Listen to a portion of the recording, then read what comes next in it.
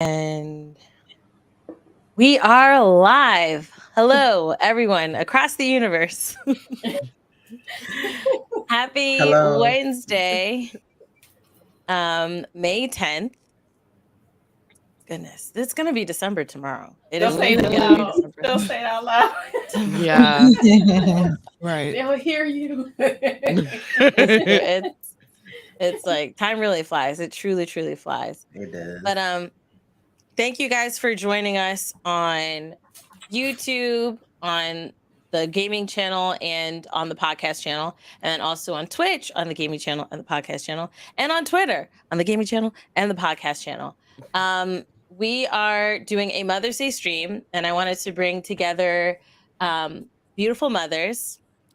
That this doesn't mean that if you didn't get an invite, doesn't mean that you weren't beautiful. I just got a bunch of people together. I got who I could at the moment to come through. We did have some others that were going to join us, but they weren't able to come through tonight. But I wanted to, we got to do this last year. It's something that I want to be able to continue doing every year. I do feel like there is not enough Mother's Day stuff that happens in the gaming realm, to be honest. Mm-hmm. Any Mother's stuff? I'm sure there's Nope. something. The internet's too vast to say no. The internet is too vast. So I'm like, I want to do this for Mother's Day. I did it for Father's Day last year. I want to do that again. And then later this month, I will be doing a mental health awareness one. So there'll be a few creators. And then if any of you ladies want to join that conversation, let me know. But it'll be later this month where I want to bring together a lot of creators to talk about, in a similar fashion where we talk about mental health. That'll be the subject. Whereas this one's more the subject of being a mom and doing what we do. But before we dive into anything, you guys watching can send in questions. Go ahead and send those questions in. Include hashtag Q&A or something so it'll be easier for me to track in here.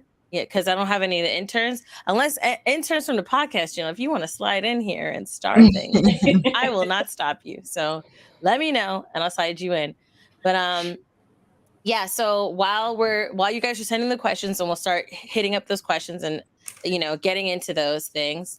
We'll start off with the introduction. So you guys see the lovely panel of people we have today, but we'll have them introduce themselves. And Sheera, we'll start with you. And just to be fair, because last time International Women's people were like, oh, you didn't say who's going to, we're going in the order of which y'all see people, okay? So if you see the person before you go, that means you are next, okay? All right, Sheera, we'll start with you. Hey, everybody, it's Sheera.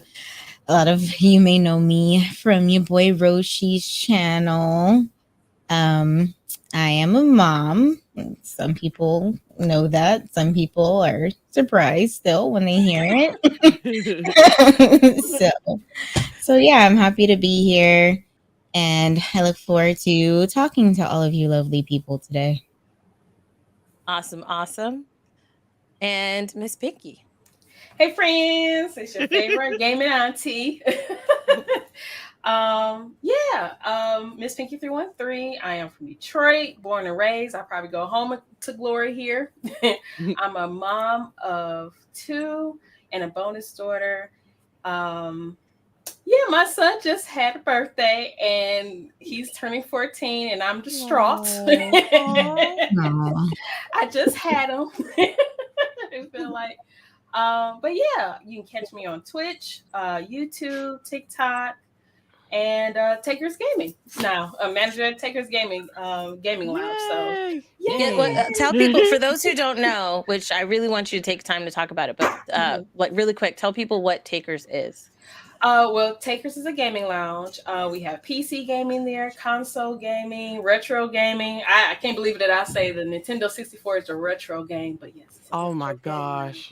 We that old. It's a retro game now. And then we also do parties, tournaments, special events and stuff. We're going to have our grand opening next month in June. Yay! We'll have special people coming out. The Pistons will be there and everything. Woo! So it's really taken off. So I'm very much happy about it. So being a part of the groundwork is just amazing. So yeah, if you're in Detroit, Metro Detroit area, come on, see us, Takers Gaming. Yes, go baby. That's fire. That's really, really fire. Yes. All right, Leash. All right. She's like, all right, I'm ready. Okay. It's my turn. Thank you, Christine, for warning me this time. Hi, everybody. My name is Leash. Everybody knows me over on Twitch and TikTok as LeeshCapeesh. Most of my community knows that I'm a mom, but if you don't, I'm a mom. My daughter is 13 years old, so I have one of the, older children. Had her when I was 20, so I definitely had her young. So I have that perspective there. And I don't know. I had ups and downs as a mom, but all in all, I love my little twin, my little baby butler. That's what we call her over on my stream. Because 9 times out of 10, I'm yelling at her to go get me some water or turn off the air or go turn on the light. Or can you bring me my bottle of wine? Like, I'm that mom. So yeah, that's me. That's funny. I can't wait for those days. Right now, I can't say that to my little one, but that's what they're here one for. day I'll be like, Mimi, can you please pass me the bottle of wine? She's gonna be taller than me anyways, and I can't reach the alcohol. It's way high up, so I'm gonna need her to do it one day. Right. Ash. Hi everyone. Most of y'all know me from modding and Christine's chat. I also stream on Twitch. You can find me at Allure1 on Twitch. Also, I am a mother of 3. I have a daughter and 2 sons, ranging from 12 to 7. Most of my days consist of just dealing with them, and then that 7-year-old, I don't know where he came from. Like, Say it again. Listen. They've been here before. That's a whole nother child. Mm-hmm. Also, my daughter has autism. She's 12. So she's high functioning. So I didn't have to deal with some of the challenges that some other mothers had to deal with that. But it's been a journey, and it's been great. Awesome. Thank you so much. And then, because on that subject, we have a couple experienced moms in that, so we do. Let me cough before. All right, Tasha, who are you? Hello, I am Tasha, Natasha. I am half of Don't change Married your name to the again Real. now, okay? I've learned Tasha, okay? I'm then sorry. just Ash. I was like, okay, It was just I just tried you. to be cute. Oh my god, I'm gonna have to change it. But I'm half of Married to the Real, where me and my husband do reaction videos and whatever else we throw on there, to be honest. I do own a business where I make natural and vegan products for self-care, self-love purposes. I kind of got that idea because of COVID, like everybody was going through, baby. We was all going through. Mm-hmm. And so I was like, you know what? I ran myself raggedy. And like, how I'm going to take care of somebody else if I can't take care of myself? So that's kind of how that started. I have a wonderful community that supports me with that as well. I always tell y'all ladies that are on the panels, if y'all ever want anything, just send me y'all address. I don't mind. I feel like we all need to pamper ourselves every now and then. I do have 3 boys, ranging from 17 to 7. My oldest is about to graduate in a few weeks, and my youngest has autism. That has been a journey. I'm very appreciative because it has taught me to be very patient. I feel like I lost my patience when I had my first child, but Girl, I kind of got that back. He's very interesting because like my son is nonverbal, but he's starting to talk. But he's smart as far as like if you ask him stuff or if you ask him to do like school stuff, he can do all that stuff. But it's just like it's the stuff that you would think he could do that he can't do, and the stuff that you would think he can't do that he can. So that's kind of where we're at. But very blessed to have a very supportive family, even though it's just us, still. I'm glad to be here with y'all today. That's dope. Oh, of course. And then Fina. I'm the female phenom. I am a mom of 2. I am a special effects makeup artist and horror lover. Ooh, okay. I'm also the founder of a stream team, a horror-based stream team called the Scream Reapers that consists of femmes and women of color. My 2 boys, my oldest one is graduating. We have prom next week, aka Mr. Diva. And I have a 7-year-old who is on the spectrum as well. I also documented our journey on YouTube. It's called The Adventures of Aussie Pants. So if you guys want to take a look at that, you are more than welcome as well. That, like everybody else, I always feel weird when I get excited when I hear about other parents who had kids on the spectrum, because now I'm not alone. Right. So our journey has been very interesting as well. A lot of ups and downs, meltdowns on both parts. Oh yes. But I'm thankful for my village and my support system, because I don't know how I would make it. So and thank you for having me. No, of course, of course. I want to say thank all of you guys for taking the time to have the conversation and to join the stream, because it's not easy to do. Okay. It's not easy to do. So I do appreciate each of you guys coming on. And as far as things that Tasha, okay, you should have bigged up more self-care, self-love. Okay. All right. You like them bottles behind you. Okay. You should know better by now. Okay. I've had you on the podcast many times. Okay. All right. And this cute mirror that she sent me. So, like, ladies, oh, well, I don't need y'all to see my setup. Just see the mirror. Okay. I turned around. I was like, ooh, turn that back around. I'm glad the tabs are not showing. But anyways, I feel like everybody that came on here, you guys are amazing women in many different layers in what you guys do for your channels. And then from what I know, like some of you guys, we talk off stream, right? We talk, or I've met you or met your families, you know, and I feel like everybody has something really unique that they could bring to the conversation. One of the things that Leesh had said, how her daughter is on the older side, and I'm glad we have such a range, because some of you guys, your kids are like toddlers, you know, 3 or 4 type of age, and then some of you guys have, I think the oldest I heard was 14, right? No, 17. 17. So we have like the whole range, unless someone just popped out a baby. At least when I said that you looked to the side, I was like, Leesh, do you have something you want to tell us? Like, no, I'm team one and done. I take my hats off to the rest of y'all that got multiples. I knew once I had one, that was it. You know, maybe that last one. Oh yes. I don't go to Jamaica. Like I went to Jamaica. That's where me and Trey got married in Jamaica, and we came back and I found out I was pregnant. Wow. A couple of weeks later, because we was having too much fun honeymoon, and I was like, hold on, it's quite evident. Yeah. It was Jamaica for me. And we do have a couple questions in the queue. Before we get to them, I do want to remind you guys that if you do have a question, go ahead and type it in the chat. Please also type #Q&A or type question in all caps. That'll make it easier for me to scout out the questions and put them in the queue for us to ask them. Oh, you know what I realized? I didn't introduce myself. I'm a hypocrite. I made everybody do it. You know, I'm gonna do it myself.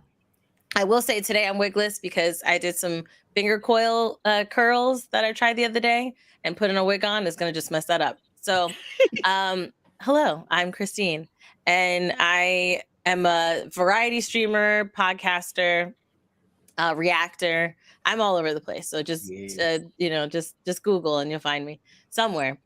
Well, actually, don't Google because there's some sites where I'm like, I didn't do that. That's not me. So just go on YouTube and Twitch Christine, and is there something you TikTok. gotta tell us? You said, "Don't." Good thing we didn't see your tabs.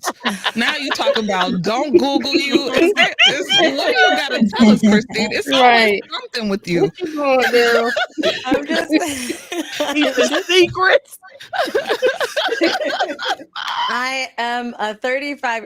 I just turned 35. Goodness, I Yes. just turned Happy 35 birthday, on boo. Monday. Thank you. Happy birthday. Thank you. I'm older, but I'll never tell. You gotta tell because I need to know if I'm the auntie or not. I feel like do I'm wanna- older than you. I do want to play this game. I do want to play this game like upper. Oh, please. You can say older, younger. You don't have to say the number, just older, younger. Wait, hold on. Let me just finish this really quick. So yeah, check out Potty Chat Podcast is the podcast that we run, which if you're watching on the podcast channel, then you know. But if you don't, Potty Chat Podcast, we stream that Mondays at 5:30 p.m. Eastern. Like I said, as far as things coming up, we will have a mental health conversation that we'll have later this month with a few different creators and maybe some of the ladies here too. And then also in June, I will be doing something like this again, where it'll be a Father's Day conversation with daddy gamers. So, or daddy creators, if I mix it up, or if we'll see what happens. But I look 27. Thanks, boo. Thank you. Appreciate you. Okay. I can't. It's I don't know. It's tiredness. I don't know what that's.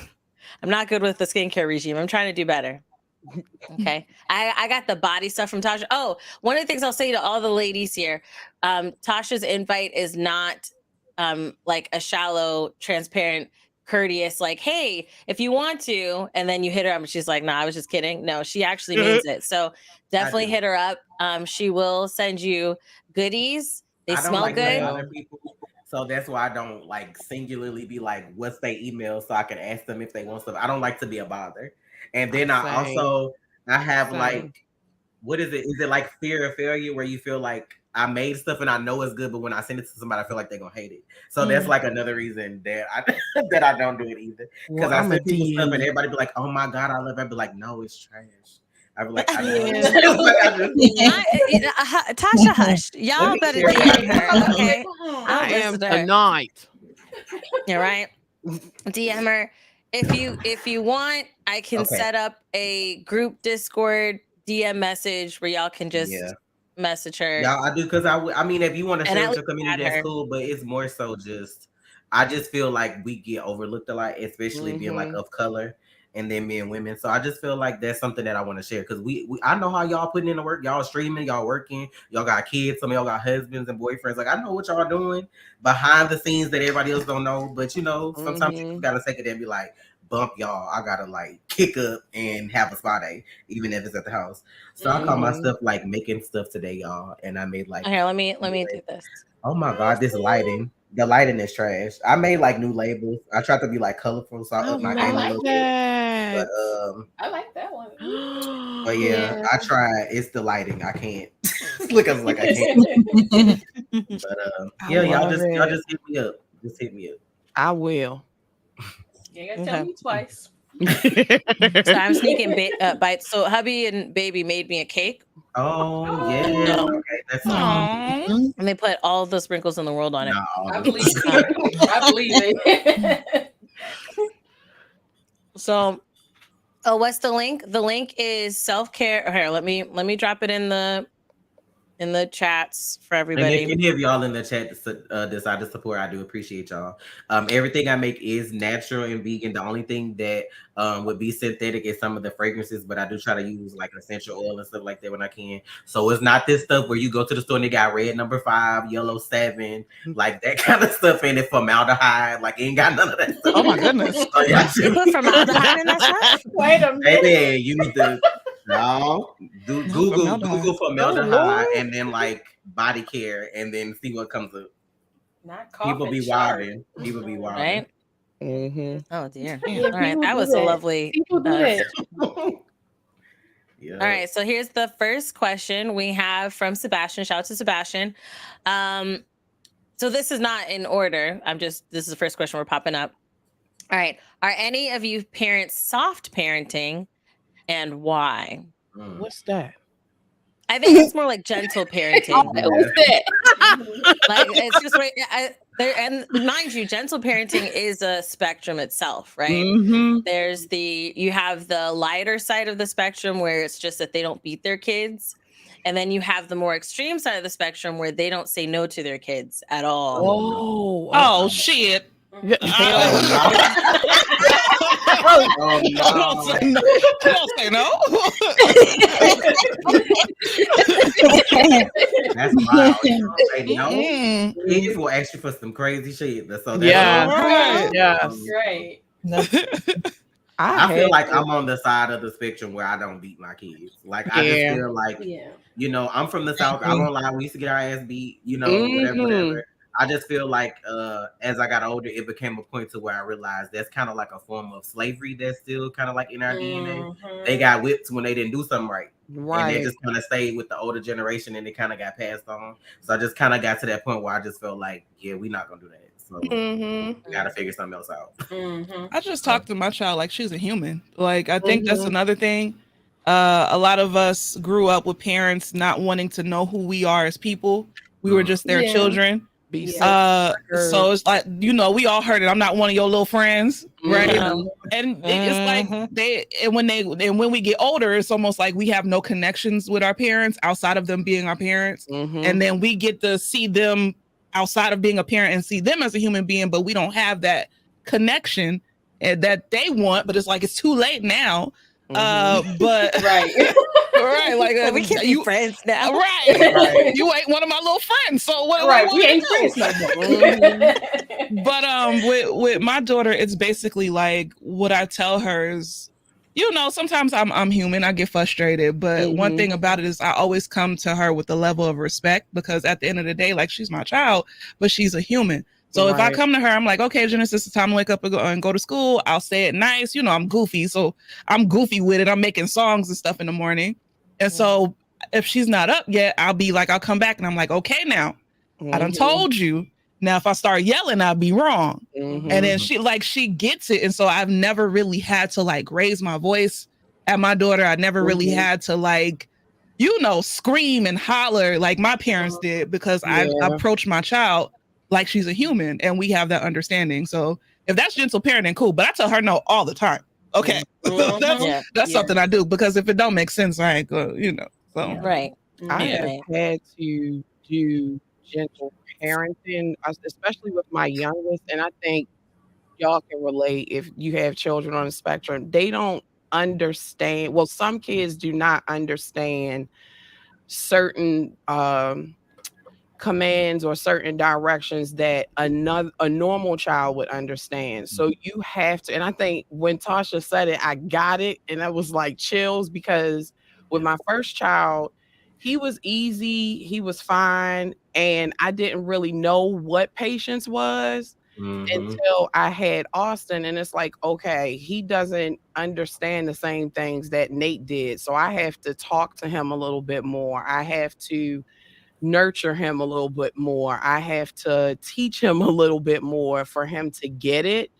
So a lot, and what's annoying is a lot of people do not understand, and they think that gentle parenting is letting your child get away with things or letting them do whatever they want. But at the end of the day, we have to step outside of that and say, hey, if our parents talk to us like this, you know, would we feel better, or would we be able to understand things a little bit, you know, better? Or are we just supposed to be just walking around and not opening up our mouths or asking questions and finding out things on our own the hard way? So I've had to step inside that gentle parenting box, and I'm glad I did.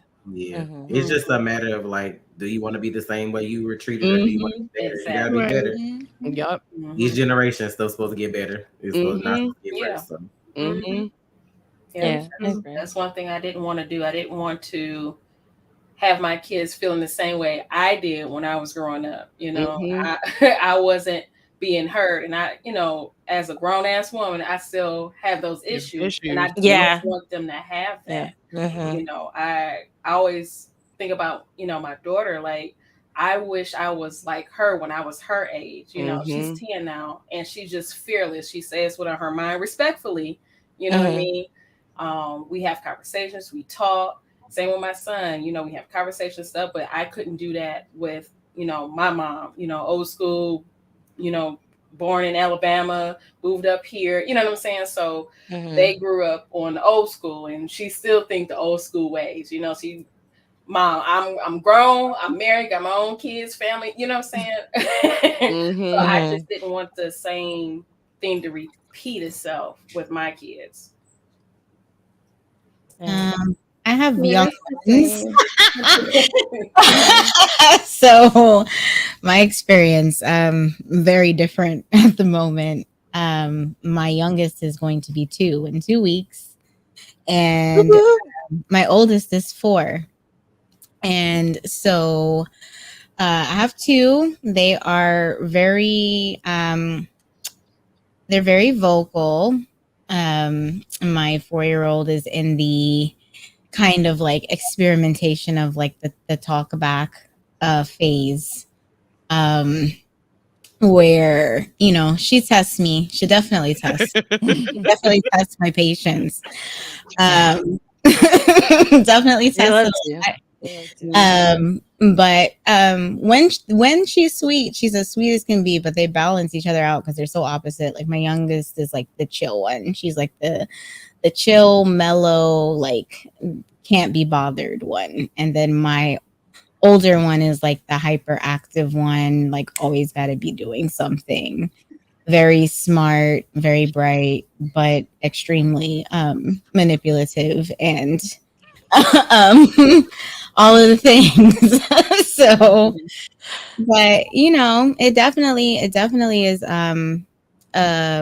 a learning experience. Nobody's a perfect parent. I would definitely say I'm on like the softer side of a parent, but I am the more firm parent between those that get bullied within our home. I am not one. We know it's probably daddy. Okay. It's usually actually grandma, not my mom. Oh no, grandmas are the worst. When I say grandmas are the worst, and that's where like some of our challenges come from, because you know, grandma lives close by, so she gets to spend a lot of time with them, but she also kind of has a hard time sometimes where drawing like that kind of like I'm not your friend line.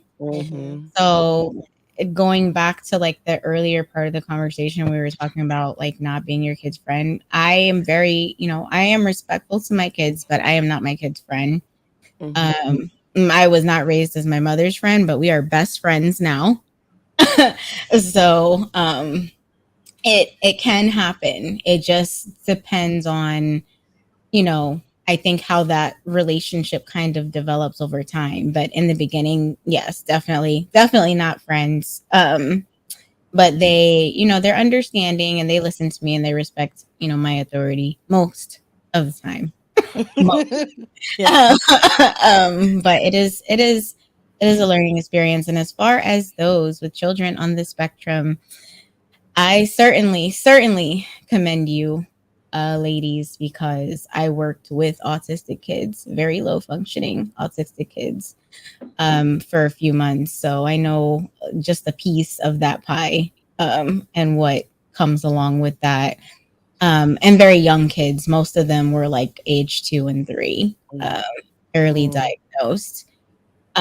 So yes, I certainly that's a whole other experience that some parents don't quite understand or get. So I certainly get that. And yes, you do have your own set of challenges. But yes, just not even having a child on the spectrum is challenging sometimes. Sometimes they just don't want to listen. And I just like, I know you know, like I know. The thing is they know. No. You know that I know that you know that I know. I know. Like, looking at them like it's just so funny because I know we've all had like the same feelings. Like some days, like I'll be like looking at like the news and how a parent just like wailed on their child, and some people so judgmental, but I'm like, they are. when you had a really long day and this kid is just like being extra difficult for no reason, and you just literally had the longest, most exhausting day, it takes a lot. Like sometimes it just takes a moment of like literally just stepping away and just like calming down and taking a step back, because if you're reactive does not work with a child. It just makes them fear reactive you. does not work with them. They, even if they don't like fear you per se, it will sometimes just cause them to act worse, or they will start talking to you the way they see you talk to them, and it becomes they repeat. Oh yeah, they are little parrots. They repeat. Yeah. Oh, you school, and wait till y'all get them teenagers. From school too. Listen, my daughter. Wait till you get them teenagers. My daughter be ear hustling like hell. I'm like, where'd you hear that? You had to hear that while I was screaming. Mine picks up her worst behaviors from school. Like she'll say certain things, and I'll look at her and I'll be like, "No, you didn't hear nobody here say that. So where did you get that from?" They definitely gonna pick up on it from them other kids. Yeah, that's one thing we tried to do with our kids as they got older. Like a lot of people don't want to have the tough conversations with their kids, but I'm like, if you don't talk to them kids, they're gonna learn at school, because them other kids is like leagues ahead of them.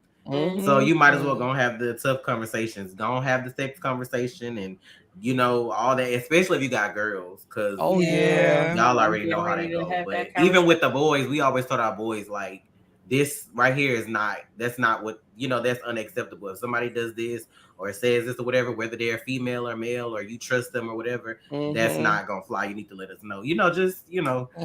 And then we were always kind of, if you're too embarrassed to talk to us, then if you have like an adult or somebody you trust, you can talk to them too. But we always try to leave like an open line of communication with our kids, especially since they're older, because they're in this generation where everything is online.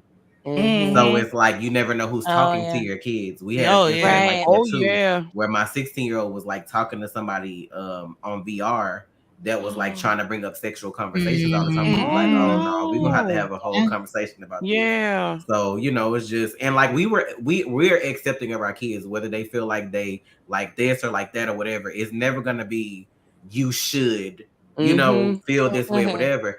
But this shouldn't be happening. Like no adult should be guiding you to like a sexual conversation when y'all online. Like, right. So not like, at all. So yeah, baby, we had to shut that down because we're not gonna do that over here. Right.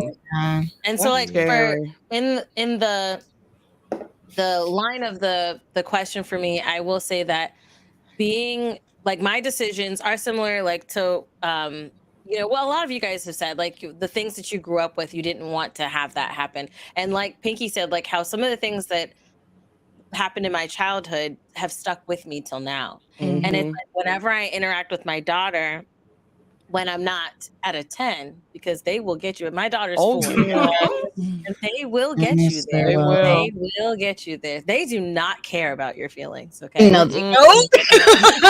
Unless you cry, that's what she's like. Oh, mommy, you're sad. Oh, mommy, just breathe. Just breathe. She like say the same thing they say to her. Yeah. But it's like they repeat the same things you tell them, the calm down tools. Like you remember them now, but when I wanted you to calm down, you don't remember none of this. Right. But yeah, like being in those situations where I'm not at a 10, when I interact with her, I'm always thinking about how this is probably affecting her in the future, you know, because I'm like, I do talk to her like a human. I do try to talk to her like she is a person. And then I do have that moments, because I am West Indian, where I'm just like, you know what, hush for a second, please. No talking right now. It's quiet time now. Like, Right. No talking right now. Yeah. And like being a gentler parent, I say I do gentler parenting, because we don't beat her. We have never slapped her or smacked. I think the most we do is like flick her hand, right? Like stop something, like flick, move your hand. Okay. But like I can't say I've never ever raised my voice. That would be a lie. Because she's 4 and they said that it would be done by 3 and they lied. Yeah, they lied, girl. Yeah. Not terrible 2s. It's just when they're 2. And then terrible 17s, terrible. It just kind of like evolves. I'm my mama's terrible 33. It just evolves into something else. Right. It's not tantrums anymore. Now it's talking back. Right. It's not talking back. It's a combination of both. Yeah, that's the thing. My oldest That's likes the to thing talk for sure. out loud. I'd be like, baby, that's gonna get you messed up every time. You gonna have to stop doing that. Cause like, and we just got through having a conversation that didn't go the way you wanted, and you saying something, I'll be like, what you saying? You know what I'm saying? Hello? Excuse Hello? me. Excuse me. He'll be like, oh, I'm talking about something else. I was like, you that's a gotta talk lie. to yourself. Okay, You gotta my talk daughter to does that too. My yourself. daughter does that ish too right now. Like, and mind you, now, like, I will say I don't have to yell as much, and it's not like I yell at her all the time, but it has evolved to like the look. When I give her the look, she knows like she's got to stop or calm down or what have you. But like sometimes she'll do something and I'll look at her and she's like, "Oh, I wasn't talking to you. I was talking to the teddy bear." Oh I'm like, yeah, okay. they try that too. Okay. They try that too. With the teddy bear that ain't in the room right now. That's what you're talking to? Okay. Okay, I got you. But yeah, I do constantly think of like the stuff that I went through, like even now being a people pleaser. I do not want my daughter to be a people pleaser. I don't want her like, yes, I want you to be respectful of other people's feelings, but I don't want you to put yourself beneath everyone else. Because then when you approach, especially as a female, right? When you enter a space, I don't want her to be demure. I don't want her to be like quiet and no, speak your truth and respectfully. She's not going to be like rude or anything like that. But like she's sweet. She's like a Sour Patch Kid. She can be sour, sweet, and then you know. But like be respectful, but state your boundaries. Like tell people no when you don't want to be kissed or hugged. Even if she's for me, if I'm like, I'll ask her now. Like, hey, before I didn't ask her because I mean I'm gonna kiss you. I birthed you. Okay, let me kiss you. But like now I'll ask her. I'll be like, baby, can I give you a kiss? Can I give you a hug? Because I want her to feel comfortable. If she doesn't want a hug, she'll be like, no, mommy. I'm like, okay. And then I guess she does at times kind of feel a little bad. I'm like, no, it's fine. It's fine. It's fine. Aww. And then sometimes what she'll do is she'll let me hug her and then she'll be like, all right, that's enough. And I'm like, okay. And I try to respect her boundaries. I try to give her that space so that way she can set that, because that's stuff that wasn't set for me. The aspect, the rules that me and my husband both teach, because he's from Brooklyn. So the family mindset of like, oh, they're family. We don't do that. Just being family is not the end all be all. Like you could do anything you want just because you're family. No. And even when my mom and my sister come, there are boundaries that I have to set with them because my mom is from the island, from Jamaica. Okay. And my sister, she lives with her. So she follows that same suit, and they are respectful of what I'm telling them, like how I want to raise my daughter. That's awesome. But like it does get it's a learning process. It's a learning curve, mind you, because like there are moments, especially starting off with breastfeeding, because that wasn't a norm for my mom or my sister. So the aspect of understanding that I want to breastfeed her and my body can provide it. Like I had to fight my family to advocate for myself. And I want my daughter to be able to advocate for herself as well, you know? So I do try not like fight, like physical fight. It was just argument. You know, like, no, this is what we're doing, you know? But like, I do try to stay on I call it gentler parenting. I'm not doing the not saying no because she's 4 and they are terrorists. Okay. They are terrorists. People that say humans are innately good. No, they're not. They are not. They are not. They're not. The boundaries things, that was something that like I think was hard for me with my son that's autistic, because they don't like to be touched sometimes.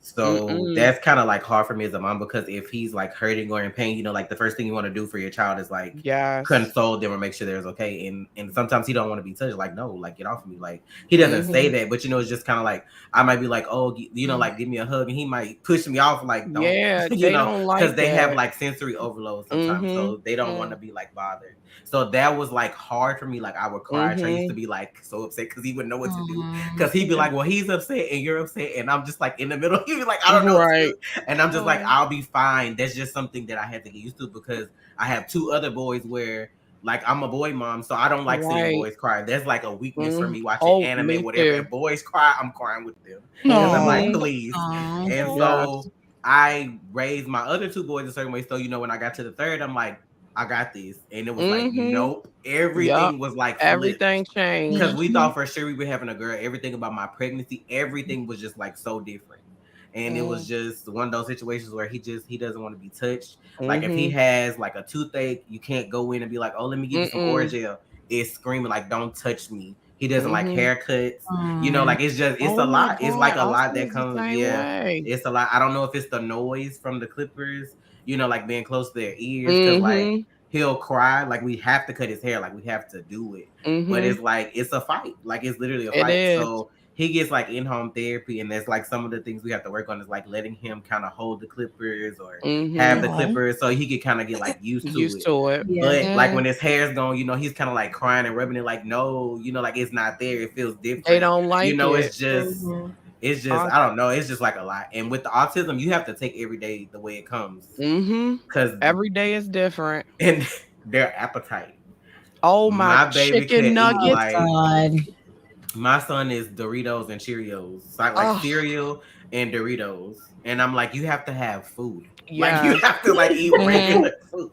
Like, when he was little, he used to eat like all the healthy baby stuff. I guess he just like got played out on it. Like, no, y'all gave me that shit for like so many. I have done my He's like, time. I'm done, right? He's like, I'm no done. more. So it's like, it's hard. Like it's just we had to do feeding therapy with Austin, and I really underestimated like what this process was, because he would constantly get constipated because his diet consists of chicken nuggets, French fries. Like he wouldn't touch anything else. That processed stuff. And the therapist explained to me, she was like, this is going to be rough. She said, but I promise you, we're not being mean to him.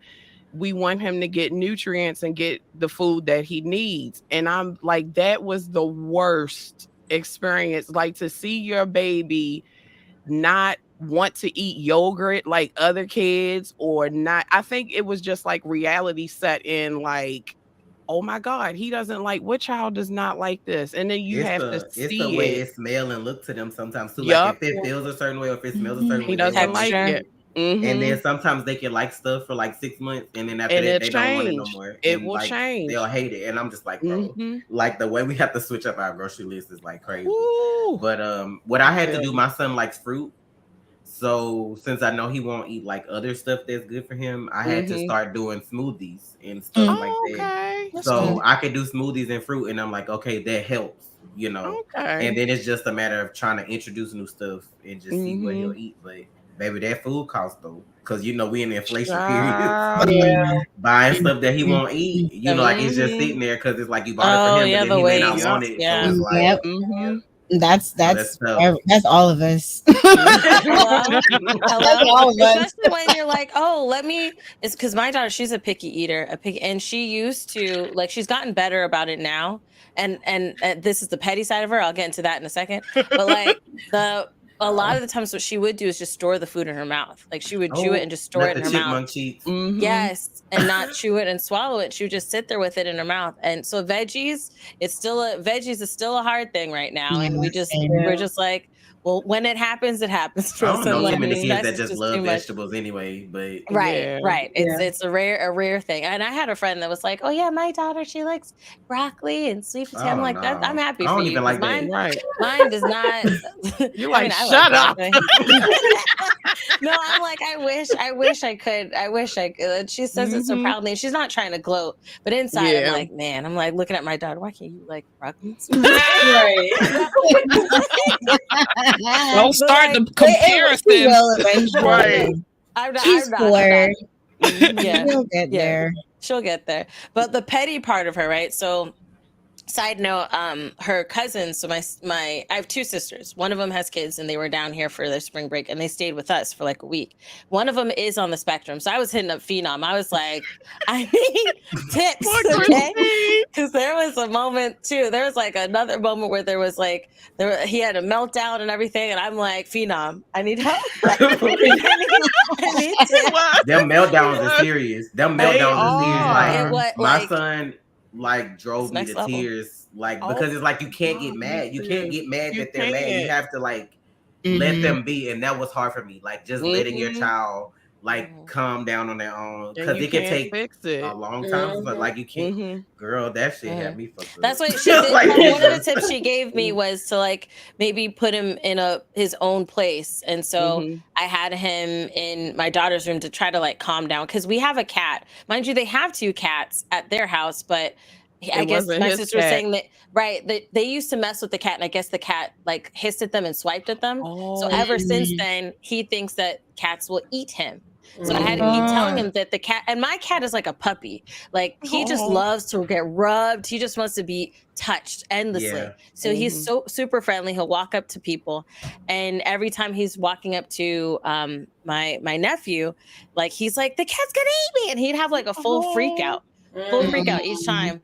And then he had a meltdown, and I was like I mind you, there's a whole bunch of stuff with that situation where I was like I don't know. I was like, I asked my mom, when you come up here, can you bring like, I don't know if I can say that, cocaine? Like, can you bring something, please? Like, you had something strong for me. I need something. I don't know where to get this stuff up here. Right. If you can bring me some, just bring me some. That's valid. A lot of people I had a piece of what y'all go through, so you know. If I have a supplier, I'll hit you up. I'll let you know. I ain't got it.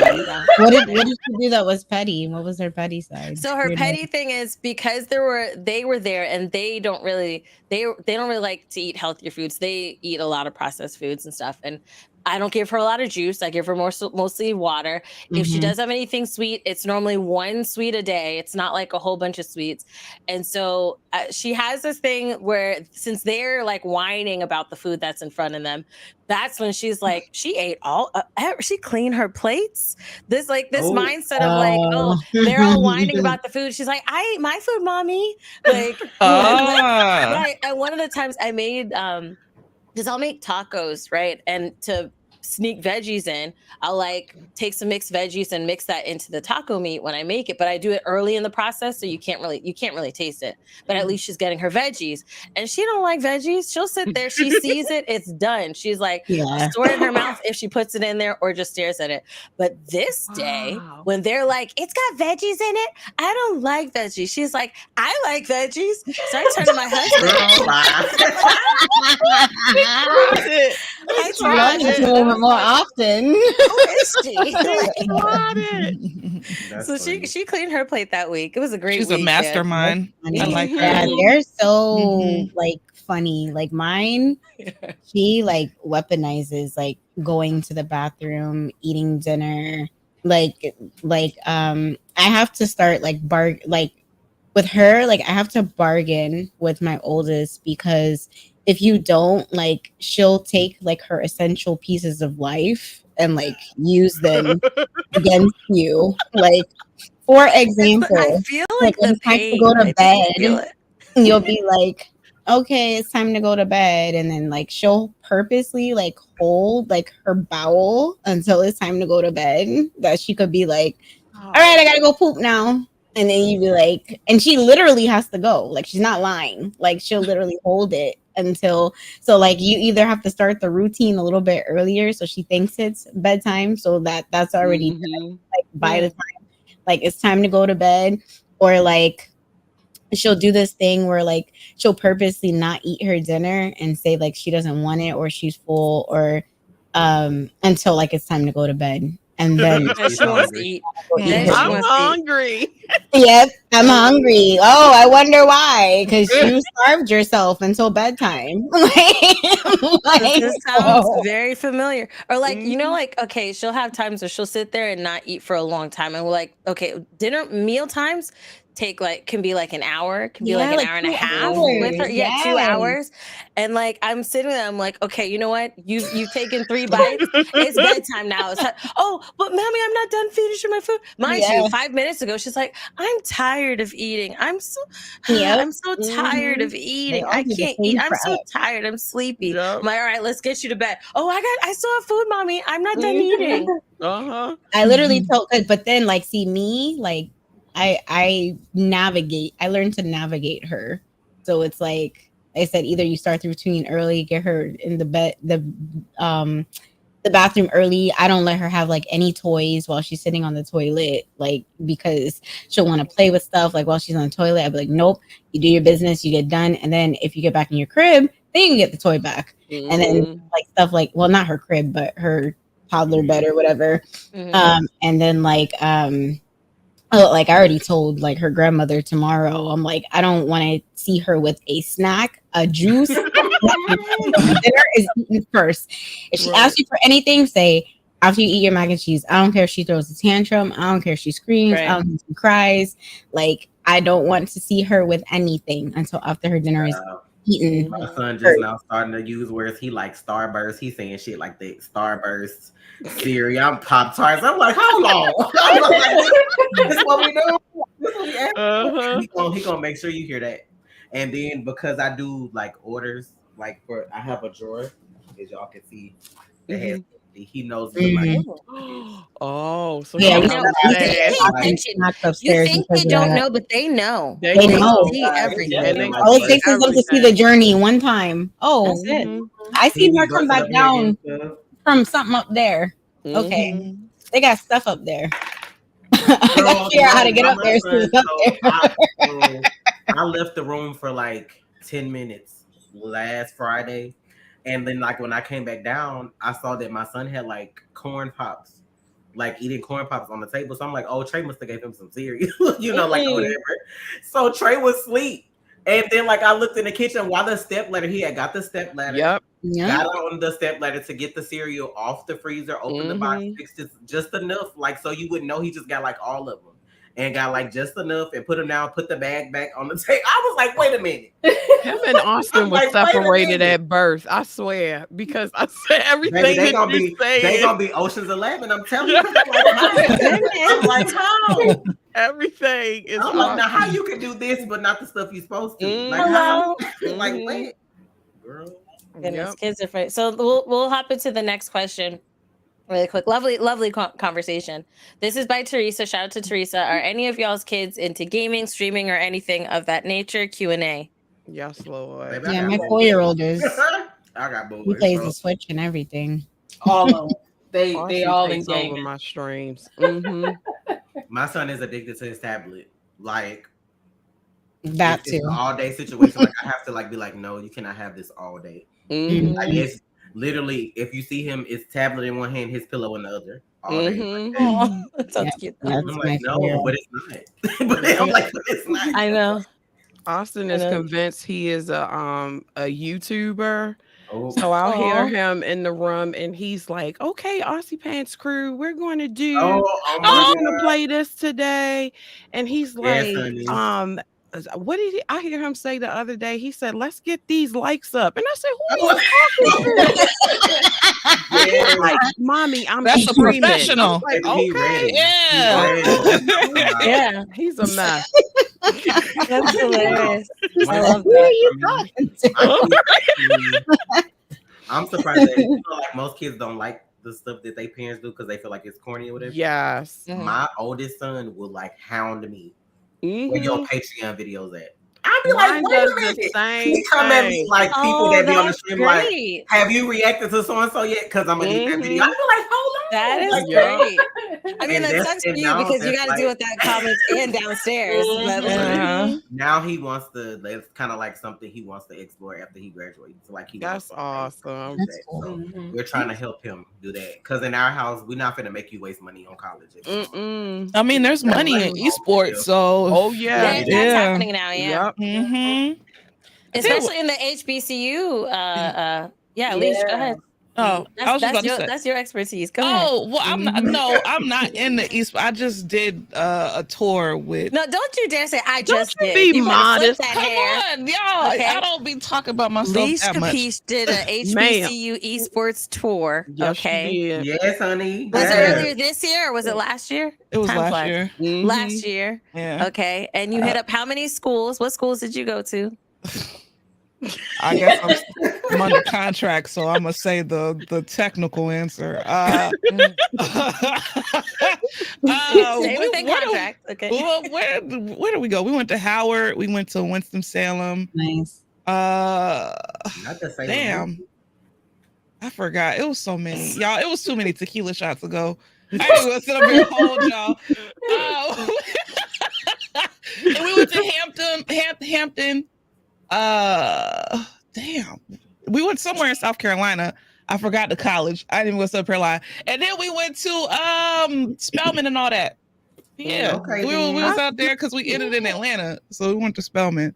It was pretty cool. You know, there's definitely money in esports. We really got to see like for real one esports team. And that was over in Winston.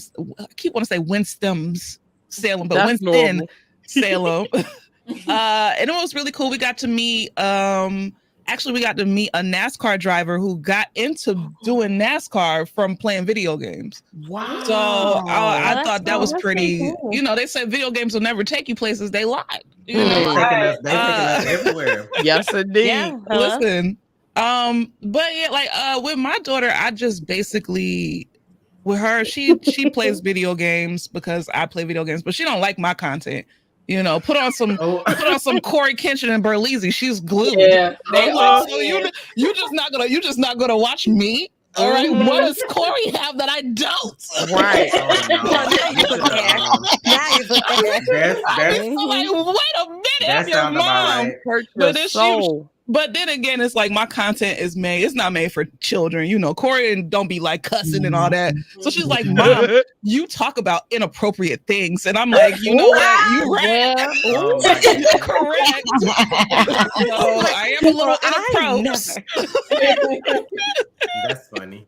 So, yeah. That is. But she's definitely a gamer, addicted to Roblox, addicted. I'm like, you better not be on there talking to no grown people. Look, I probably was in there with her. Luckily, mine has not. She doesn't know that yet. She doesn't know that. She knows she gaming. Prepare. She has When her. she She has her Switch. She loves Mario games. She loves Mario Kart. She loves playing games on her tablet. She does have an iPad, so she'll play a lot of those games on the iPad. But she loves Animal Crossing. She loves like anything on the Switch, and she can watch as well. Like she'll be like, because my husband, he's a gamer, I'm a gamer, so he'll be playing games on his PlayStation, or sometimes when he turns it on, she's like, "Oh, Daddy, are you gonna play a game for me to see today?" Or if I put on my Switch, she's like, "All right, Mommy, are you gonna play Animal Crossing? Are you gonna play something for me to see today?" So she likes to see it, and she can watch the streams, and she'll be like, "Mommy, that's you," you know. So I got boys, so when I lose, it's like that looks like a skill issue. That's the kind of shit I get when I'm playing the game, and I'm like frustrated. They be like, "Are you mad?" That seems like a skill issue. I'm like, wait, hold on. Like, why are you even in here? I'm like, what are we doing? But I'm like, okay. That's the kind of motivation I get. Skill issues. Yeah. So there'll be times where, because sometimes going to bed, like, you know, one of the reasons I was late today was because of her, trying to get her to bed, because I had to do it the whole trying to wind her down for bed.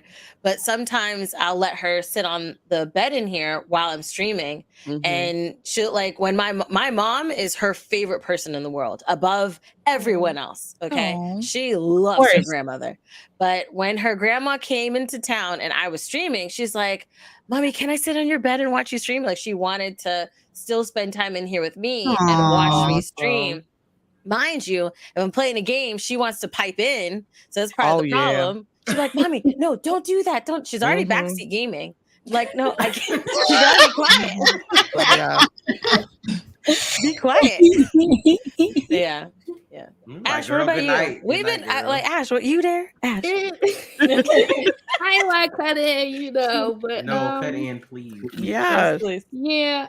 Two of my sons, they love playing video games, especially the little one. He's always trying to peek his head around, see what I'm doing, especially when I'm streaming. And my older son, they do in school, they do like a platform called Scratch. So they build little games on there. So he does that. He loves to do that. He says he wants to be a YouTuber when he get older. So you know, I try to give him little things that I may know or what I don't know. I try to find out, help him with that. My daughter, she's totally different. That's my my autistic baby. She's just be in her own little world. She's either on her phone or eating. Like, I never had a problem with her eating. It's like she eats everything. I mean, everything. That's good. Like, That's good. I tried. One time I had wanted to try sushi, and she was like, "Oh, I want to eat that too." So we tried it, right? No. So I was like, "Did you like it?" She cleared the plate. Awesome. I was Good surprised. girl. I was so surprised. I was like, "Oh, okay." That's good. Mommy only like a couple of them. I can't eat all the other stuff. Like the plain raw fish right over the rice. I can't eat that. I can eat the little rolls, but yeah, it's been quite a journey these last almost 13 years of being a mom. But that 7-year-old, like y'all were talking about being petty, that one. That one. I remember one day they were getting ready for school. And my daughter went and help him find some socks to wear. So he decides he's gonna hide her uniform. Oh my goodness. Made them late for school. Oh my goodness. I was like, I can't. I just was looking and I'm like, are you serious right now? Sometimes I have that moment, like, where did you? How did this happen? Where did you come from? Like, what side of the family is that from? Because it might not be my side. It wasn't me. I didn't do that. It wasn't my side. I don't even know, because when I say petty, I mean it's ridiculous. I can't. And like them two every day, it's just like this. That's funny. I mean, the next thing you know, they laying in the bed watching the movie. Then they together. Back at it again. At least they take breaks. Right. They take breaks. What's that movie with them old men that be like arguing all? Is it Grumpy Old Men? Is that the name of them? I feel like those are my teenagers. Like all day, every day, and then like, but don't let nobody try to square up. Oh, it's all right. I'm right. That's siblings. I feel like, wait a minute. That's siblings. That's good. They argue about everything. My middle one, I feel like he would be like a chef because he's the one that likes to try all the bougie shit with like food and stuff like that. So like, you know, we try to get them into cooking. So like they have a day of the week to cook, to learn how to cook, because you know, I don't need nobody grinding my daughter's cooking for my means. Like they like, you know, they know how to cook. They gotta know how to do stuff. Child, with my oldest cook, he's not like, he's learning. Like, so there's sometimes he make mistakes. Baby, don't let the middle one come down. No, you should have did this. You should have poached the egg. You should have died. I'm like, what? I don't even know how to poach an egg. Like, excuse me? Like, he knows all that stuff. And I'd be like, bro, he can't cook like you could. Just eat the food and like do all that shit on your day. Cause like, what are you doing? Poach the egg. That's the kind of shit he be on. Like, if my oldest son ate ramen, you know how they have that challenge where like somebody makes food and then the other person makes it better?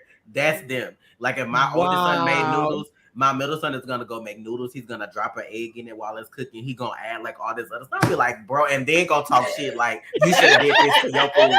This what you should be eating like this. I'll be like, bro, that's a mastermind. Yeah, that is. My middle son is all trade. Like all that shit y'all see when it comes. That's my middle son. I be like, bro, I can't. That's hilarious. That's hilarious. That's hilarious. So Laylith asks, how you'll manage, I guess, how do we manage time between streaming and time for our children? For me, I stream when they at school, so I don't be interrupted. They can get their lesson on. I can do what I need to do real quick, play my little games or whatever. Go ahead, shut the stream down when it's time. You know, I make sure I put an hour in between because you just never know what time nowadays. You need to decompress. Yeah. So I go and make sure I get my parking spot too, because I got to stay in front of the school just in case they pop off. You know what I'm saying? I'm right there. Pick them up, and then it's, you know, bring them home and we hang out and chill. If I'm not working that night, you know, hang out and just talk about the day. What you doing in school? You got homework?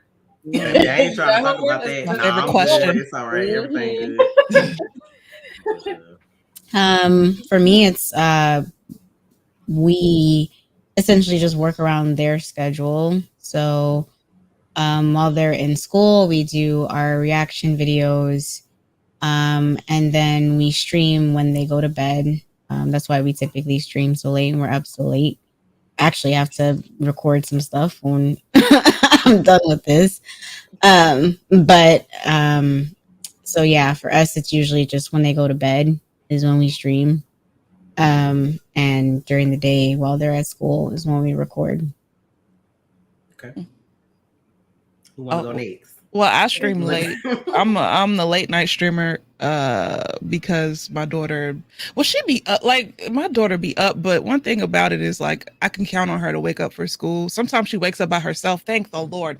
I wouldn't listen. I was terrible. I was terrible.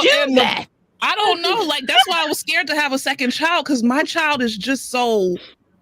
I'm not gonna say she's perfect because she might flip on me, you know, because she still got time to flip. But like when I was a child, I was so terrible in the mornings. You hear me? My mom, that's why she used to yell at me. But I mean, now I have a complex. So that's why I don't yell at my daughter. Okay. But anyway, like she's really cool with like waking herself up and she'll be up with me sometimes. Sometimes she'll be, you know, ear hustling. But normally I stream at night and then I try to make sure at least like every other weekend we have like a weekend because she loves to go over to her grandparents' house. And then sometimes I have to, because, you know, it's easy for me to send her over there because they're not going to say no. I got them to that point where it's just like, oh, that she wants to come over again. Yeah. But I'm like, no.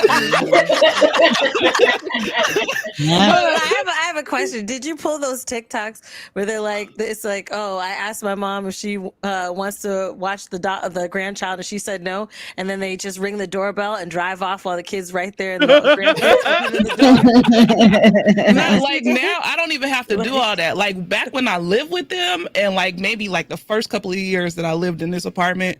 Well, actually, when I had my old job, because they used to have to watch her a lot. Thankfully, I do this full time, so now I have more time to be with her. But yeah, they used to be like, no, take her. Oh, we have stuff to do. Now they ain't got nothing to do. I'm like, where's all that stuff y'all got to do? When I be having her at my house, they be like, oh, you bringing the baby over? They still call her the baby. I mean, I ain't gonna lie, I still call her the baby. You bringing the baby over? I'm like, no. It was like, but we haven't seen her in a week. I'm like, get out of here. Turn. You see it? My dad be rushing to go pick her up on Friday. I'm like, you ain't never. What is this? They want to ruin your kids. They want to send them back spoiled as hell. So spoiled. My daughters are the worst spoiled.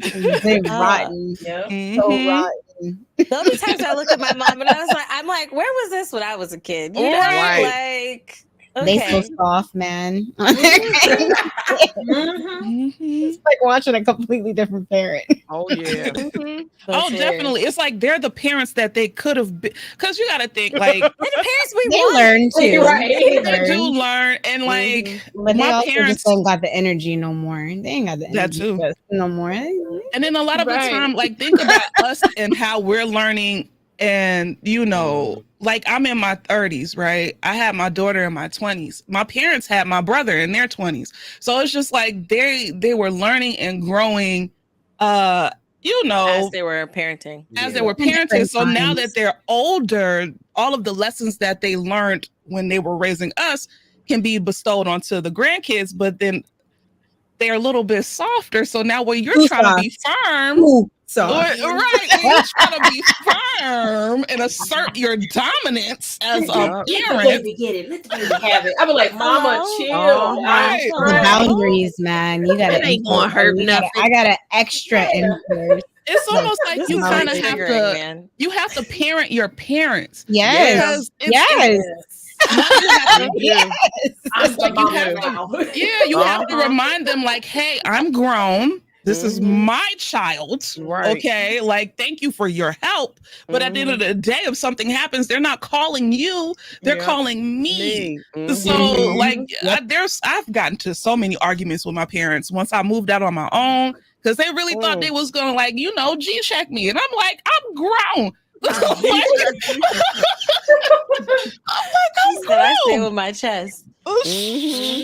Shit. That's funny. There's a moment I felt like the church fans were about to come out. You know, like Oh, praise, yeah. you know, just like I be looking at like the grandparents sometimes, like, oh, how the mighty have fallen. I be watching my daughter bully the crap out of them sometimes. Yeah. Like, So there, when my daughter was, because I mean, when they're young, she's 4 now, right? But when she was younger, you know, the kids, they just hit. They don't. It's not like they're trying to be rude or beat up people. They just hit. And but you have to teach them not to do that. Right, you know? right. Something you have to teach them not to do. And I remember, like, I was sitting on the the not a love seat, but it was like my nursing chair. I still have it. It's comfy, so I can still keep it. And my mom was on the couch and she's holding my daughter, and my daughter was like maybe 2 or 3, and she full on like winds the hand, slaps her in the face, and then I hear the slap. Right, I look over because her hand was up last time I looked. Now her hand is down. Right? I'm like, did she slap you? And there's my mom. No. I'm like, you lying right now? So I turned to her and I was like, her to get in trouble. I was like, don't let her abuse you. I'm like, you can always ask for help, you know, like as if she's like, you know, this is a domestic violence situation. Like you just let her beat you in the face. And then I turned to my sister. I was like, where was this when we were kids? Like, I'm just was boxing her grandparent earlier. And she turned and looked at me and she was like, I'm calling the elderly abuse hotline on your kids. Oh my goodness. Don't send it my way. My mom just tell her no. like tell her not to do this. Like you can speak up for yourself, you know, like advocate for yourself. My daughter's mouthy. Oh yeah, girl, that's my daughter's mouthy. She she quick with it too. Like I tweeted like my daughter said that I dress like a Pokemon trainer, right? And it like just I mean she got me together. She got me together because I definitely was looking like a Pokemon trainer that day. But I was fly though. I was cute. I was like, oh, that's a compliment. I like that. But she knew that she got me. But it's crazy because she does the same thing to my parents. And my dad, outfit, though. I have to see I didn't take a picture. I should have took a picture. But apparently in her mind, I always dress like a Pokemon trainer. So I'm like screaming. Anywho, well, I'll go cry in a corner somewhere. But she does the same thing to my parents. And my dad was notorious for like, you don't talk back. Like he give you the least, one of the people you get the look, kids stay where kids stay. And I'll be sitting her there watching her go back and forth with my dad. And I'm like, who is this person? Right. Like, what is this? Because if it was me, you would have yelled at me and told me to go to my room or get out your face. But you're literally letting her talk to you like this? Like, yeah. Grandparents are soft. I'll never be that soft, like ever. I'm gonna keep the same energy. You saying that right now, but just give it a couple years. Give it 6 months. No, they're gonna be like Grammy Leash. Like Grammy Leash. Where you at, Grammy Leash? I love it. Fall. It's pathetic. Yay. You look at it. Mighty have fallen. I feel like when me and Trey become grandparents, like Never I'm gonna be forget. the one that's probably harsh, and he's gonna be the soft one because it's like vice versa now. He's gonna be the one that's like, oh, they all right. Like you know how they just let them be. That's how my husband plans to be like that because he wants her to feel the way he felt. He's like, you terrorize me now. I'm gonna spoil your child, give them back to you so that you know true terror. Like he's planning to do that for her later. That's on why I in her life. appreciate my mom. Like, her parenting style, like, well, now is more aligned with mine. Like where I don't ever have to parent my mom, like to parent my kids. Like we're like here when it comes to like our parenting styles with the way she parents now. It's the other one that's soft. So that one is the one I usually have to parent her. both of mine are soft. Both of mine are soft, and they're like both island because I'm Jamaican and he's Haitian. So West Indians, they're like, hey, grab anything you can to beat type of people, but not to their grandchildren. Goodness, they're full hand slap in the face. And it's like, no, she didn't. My mother-in-law is Jamaican, and that's how she is with with They're gonna take the lick my for your daughter. child. Don't get ready to beat them. They're gonna jump in the way. Right? Hello? Don't you beat that child. She reaches her limit sometimes though. Like my daughter knows how to push. Like she knows how to push the limit. Habitual line steppers. That's what they are. They Habitual are. line Yes, steppers. she knows exactly how to push the limit until she can't push it no more. And So then when she crosses that line, it's like, really quick, we want to shout out Mr. Brandon for the super chat. Appreciate you. Much love to you. Mr. Brandon says, as the son of a Black mom, I love to see y'all doing this. Happy upcoming Mother's Day to y'all. Peace, love, and prosperity. Thank you. Can I ask a question? Yeah. Because I know I'm not weird for doing this, but does anybody else tell their kids to not tell any of their friends or like the teachers the stuff that you do? Like I tell my daughter, like when you go to school, don't tell anybody I'm a content creator. Yeah. Don't tell anybody, don't promote my channel. Tell them I'm a bartender or something. Like not a bartender. No, because I used to bartend. I used to bartend and work in as a server before this. So I'm like, just tell them not do that. So does anybody else do that? Or am I tripping? Mine are too young. They don't know yet. I tried, but the jig was feel up. like people that I used to know that because like Trey and I from Mississippi, so like we stay in Houston now. So like most of the people that knew us from like back then don't know that we like do this unless they just happen to be on YouTube or come across our channel. Like every now and then that happens. But like I be trying to tell my kids like just because of how crazy the world is, and then I got teenagers, don't tell everybody. Like, like my oldest came home today, and I guess like he got his like graduation stuff or whatever, and brought it home. So I guess people were looking at him. They was like, "Oh, your parents rich." I was like, "We ain't fucking rich." Like, you know, just like don't even. But you know, kids' mind work different. I'm like, no, boo. Like we work for this, and we still work. So like that ain't got. I don't know. Like, and it's not like we went like overboard with his graduation. So we just got like I got the same shit I got when I graduated. Like. But I don't know, I know everybody's situation different, but I'm like, no, don't be telling them that we polar reactors. That's it. Like polar reactors. We ain't got nothing. But some of their teachers know because some of their kids watch us. Yeah. Like some of their kids are older, and since we're like we react to a lot of anime and stuff too, and DC and Marvel and a I'm lot so of their kids, know, and y'all be trending too. So it's unavoidable. Like we go to like the gym, and almost y'all of course y'all at the famous. gym. They be no, we're not. But we'll go to like the gym, and they'll be like, "Is this you?" And we'll be like, "Yeah," and they'll be like, "Oh, okay." I found out because Austin's little friend, two little boys were like, "Do you play Roblox?" And I was like, "No." And then another little boy walked up and he was like, "Can you play such and such?" And I'm like, "Why are you asking me about these games?" So one day I'm standing there and Austin is like grabbing his teacher's phone and he's like, "Duh, female." I'm like, "What are you doing?" Oh my goodness. Teacher to follow me because I'm straight.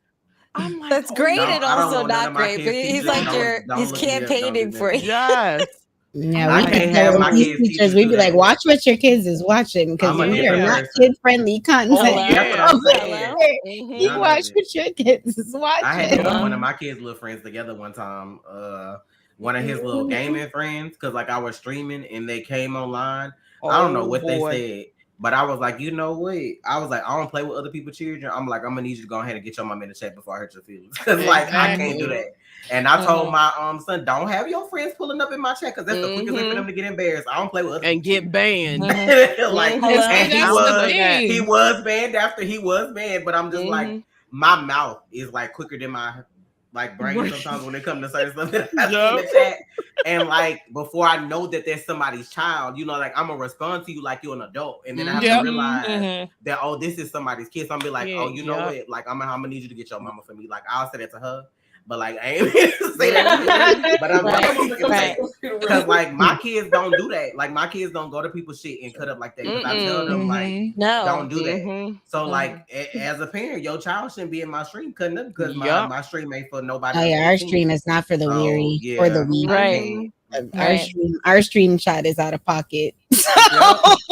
most people come to our stream chat to be what they can't be. That's true, and that's why people be online. We allow trolls come in. That's funny. We allow it. Our I stream remember that chat day is I was messing shameful. with Christine. She was like, "This gotta be Trey." I was like, "It's not." Oh yeah, that was why, because he just came with ain't the seen Married that to the Real. side. Yeah, it was the first time I was like, "Oh, this is Trey." She's like, "No, it's Tasha." I was like, "Tasha." I was surprised. But no, like so just like Sheera, my daughter, she's too young, and she doesn't go to school or anything. She stays home with us. So like when she gets older, I am gonna tell her not to tell people what we do, and but I will tell them that, yes, once they get older. Because the world is crazy. I told my mama, I'd be like, don't tell them I do YouTube. They have publicly Can you tell my dad that, please? I'm like, if you have your actual legal first and last name and you comment on my stuff, like my sister, she doesn't know this, and if she watches the stream, she's gonna find out. One of my sisters, she has her legal first, because she has a like not creator, but like she plays music and stuff. So she has her Instagram for that, right? With a fake last name or whatnot. But she also has her real one with her legal first and last name.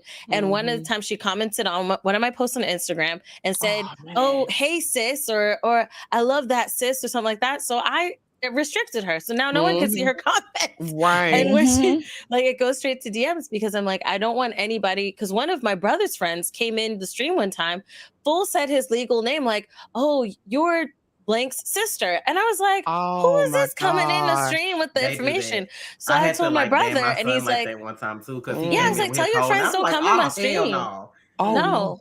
Not with the legal. Why would you be like, "Oh, you're on in front of all these people"? Like, that's not like necessary. my kids go to public school. I'm like, you don't need to know our last name. You don't need to know how old. Not at all. People real ignorant. People real ignorant, and it's scary sometimes when you think about the fact that like everybody's watching you. But you don't know who, like, you could pull up somebody that you had a whole argument with online, could like live down the street from you and see you at the mailbox one day and be like, it's crazy. So I have two stories. Girl. One is more on the warning side, or one of the other reasons why I do have a friend that has kids that, and they are a well-known creator, and their kids were, telling people who their parent was. But the kids at the school didn't believe them. They'd be like, "Oh no, you're lying. That's not who you are." And they were bullying the kids because they felt like the kids were lying. So I'm like, that's something I would never want to, mind you. My daughter, she's a little scrappy, so I don't want to have to. We won't have no problem. I don't. They're gonna be calling Christine, "Your baby, but somebody knows." My daughter, she's a little scrappy, so I do feel like, I don't want to have to go to the school because of a situation like that, and I never want anyone to, even if she could handle the situation, I never want anyone to approach her like that, right? So from someone else's experience, I'm like, I don't want them to know, because people are crazy. I don't want anybody to come at her any type of way, being like, "Oh, you lying, ABC, XYZ," because I'm not gonna try to prove it to them, unless I have to sit down with their parents, let them know, like, no, we don't do that here. And then people gonna think you rich, because one thing about it, kids conflate like numbers with money. Like, so if they see you have all these YouTube subscribers, in their mind, they're like, "Oh, she's rich," and we don't know what crazy cousin robs in their family. And next thing you know, you're getting burglarized. See, this is stuff I be thinking about. I try to teach my kids, don't let everybody know where you stay. Because like my oldest son has the habit. Sometimes I think he on the spectrum too, just a little bit. But he has the habit of, like, if he's in a party, I have to go do, like, he has to explain to his friends like what he got to do. Like, hold up, I heard that one. I was like, skirt. I was like, why are you telling them your whole agenda for the rest of the day? Oh, my mom's about to take us to the mall that's over here on this side of town, and we'll be back at like 4 o'clock, and I'll be back. I'll be like, you don't need to tell people that's that. A very like you act like you that. married and explaining to your wife that you ain't coming back home tonight. I'm like, we not doing that. Like, they don't need to know that. All you need to tell people is that I gotta go. I'll be back later. That's literally the end of the conversation. Like, I have to like watch my oldest. I'll be like, "And you want to be a streamer?" I'm like, sir, we're gonna have to sit down and have a whole bunch of conversations. What you can and can't say. We don't even have like too many of their friends over, and it freaked me out because I remember one of my son's friends came in and he was like looking at my equipment and stuff, and he was like, "Oh, your mama gonna get y'all out the hood," and I'm like, you can't come over here no more. Get out. Oh my god! That was my oldest at the door. My oldest heard that whole conversation. Ain't no way. No way. I said, oh my nope. goodness. That's a messed up comment. So when she does get older, I am gonna be my mother in the aspect. I'm not gonna let her sleep at nobody's house. But if she wants to have a sleepover with friends, they may come over to our house type of thing. But I'm not gonna make it a constant thing because if one of the kids says one of that, oh, your mom go get you out the hey, don't come into my office. You better not look or you better not. Oh, you're not gonna let her sleep over, Christine. Your baby can. Your baby can. Okay, we can't come over and have sleepovers. Actually, I gotta talk to you about something a little. Speaking about that, so remind me later. I gotta talk to you. Oh God! About the thing that's the possible June thing that's happening, and maybe including a couple more people. Okay, I got you know what I'm talking about. Okay, so so no, your daughter will be fine because. No, I know. She lives the life. I would have to know the parent. I would. Right. It's definitely not like you're just gonna go over such and such. You gotta. And even if I knew the parent, I don't know your kid. If I don't know your kids like that too, it's just that. I have to have a relationship like how I know Christine. I know Christine, and that way if something pop off, I know where to find you and how to pick you up. I feel like our parents used to meet the other parents before because I remember my mother said no, and that was it. Really? My dad. I was allowed. I was allowed, but my parents had they were close with my friends' parents. So it was like a family type thing. Now parents just drop their kids off. I can't do that. Parents don't want to meet up no more. They don't want to meet up. Really? Yes. So ain't no way I'm letting my child. Parents don't be wanting them, I guess, because it's like you don't know these people. You don't want to make no new friends, and it's just like it kind of sucks because it's like then your children ain't never gonna have friends because parents don't want to meet up. Yep. So it's just like because I ain't sending my child just anywhere with nobody who I don't know. So I remember my dad met with my childhood's best friend mom, and they sat and they talked or whatever. And then since then, I could go over there. She can come over my house. And people are really weary when you had dads. But one thing about it is that my dad's solid. He's a square from Delaware. He is not the pervy uncle. Thank the Lord. Right. I love that. He's a square from Delaware. He is a square. But the people who have the pervy daddies, I feel sorry for y'all. The ones who can't keep their eyes to themselves. Yeah. I hope that's not a common thing. But you gotta be surprised because somebody got the pervy uncle. The pervy uncle. Y'all know that sleep in the basement. Yeah, unfortunately, one of my friends, she's a defense attorney, and 9 times out of 10, it's always the uncle or the dad. Unfortunately, Girl, you see this freak nigga. You know what made me think of a serrated knife and gutting someone from peen to scalp? Huh? Christine, what did you just say? I said what she said made me think of a serrated knife and gutting someone from peen to scalp. I mean, I agree, but damn. I know they say God don't put you in situations you can't handle. I mean, even for those that don't believe in God, but they say the higher power doesn't put people in, whether you are your own higher power or whatever. They say they don't put you in situations that you can't handle. That's the situation I cannot handle. If I could handle it, I still don't. I'll go straight to jail. Is anybody? Do not pass go. Gladly smile on my mug. The way I would be so calculated, I wouldn't get caught. Well, excuse me. Murder. Also, sometimes God damn. You won't know. It's on the parents though, because I feel like you can kind of know who you get vibes from if you really give a fuck about that. Because my kids, I don't like my stepdaddy. My kids will never be around him. I don't care what age they are. And pay attention to your children. If they don't want to hug Uncle So-and-so, it's for a reason. No, and then I don't like people that turn it on the kid either. Oh, she's fast. or they shouldn't have been doing whatever. No, like that person is an adult. So why is the adult not be, you know, like why are they not held accountable for what happened? And the thing is, it's like they should not be protected. Even if the little girl, because I remember being young and dating somebody older that I wasn't supposed to be dating, and even if I was like, okay, let's do this, they should have been like, no. I wasn't a consenting adult, and plus I didn't know no better. I just thought this shit was like fun. You flexing. You thought you was flexing. I'm like, hey, but you're getting taken advantage of, and the stuff that the older man would put me through is just like, you know, he wouldn't do that to a woman his age. You know what I'm saying? That's why they do that. Exactly. So I'm like, even if there's no such thing as a fast little girl, it's just little girls that don't know no better. That's it. So. Nah, do no better, but it's still on the dude. Like it's still on whoever, whatever the adult party is on. Exactly. Ain't no excuse for that. Children can't consent.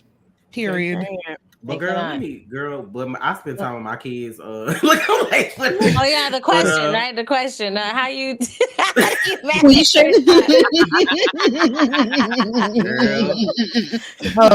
I'm just gonna say ditto to what Sheera and Pinky said. Like around their schedule.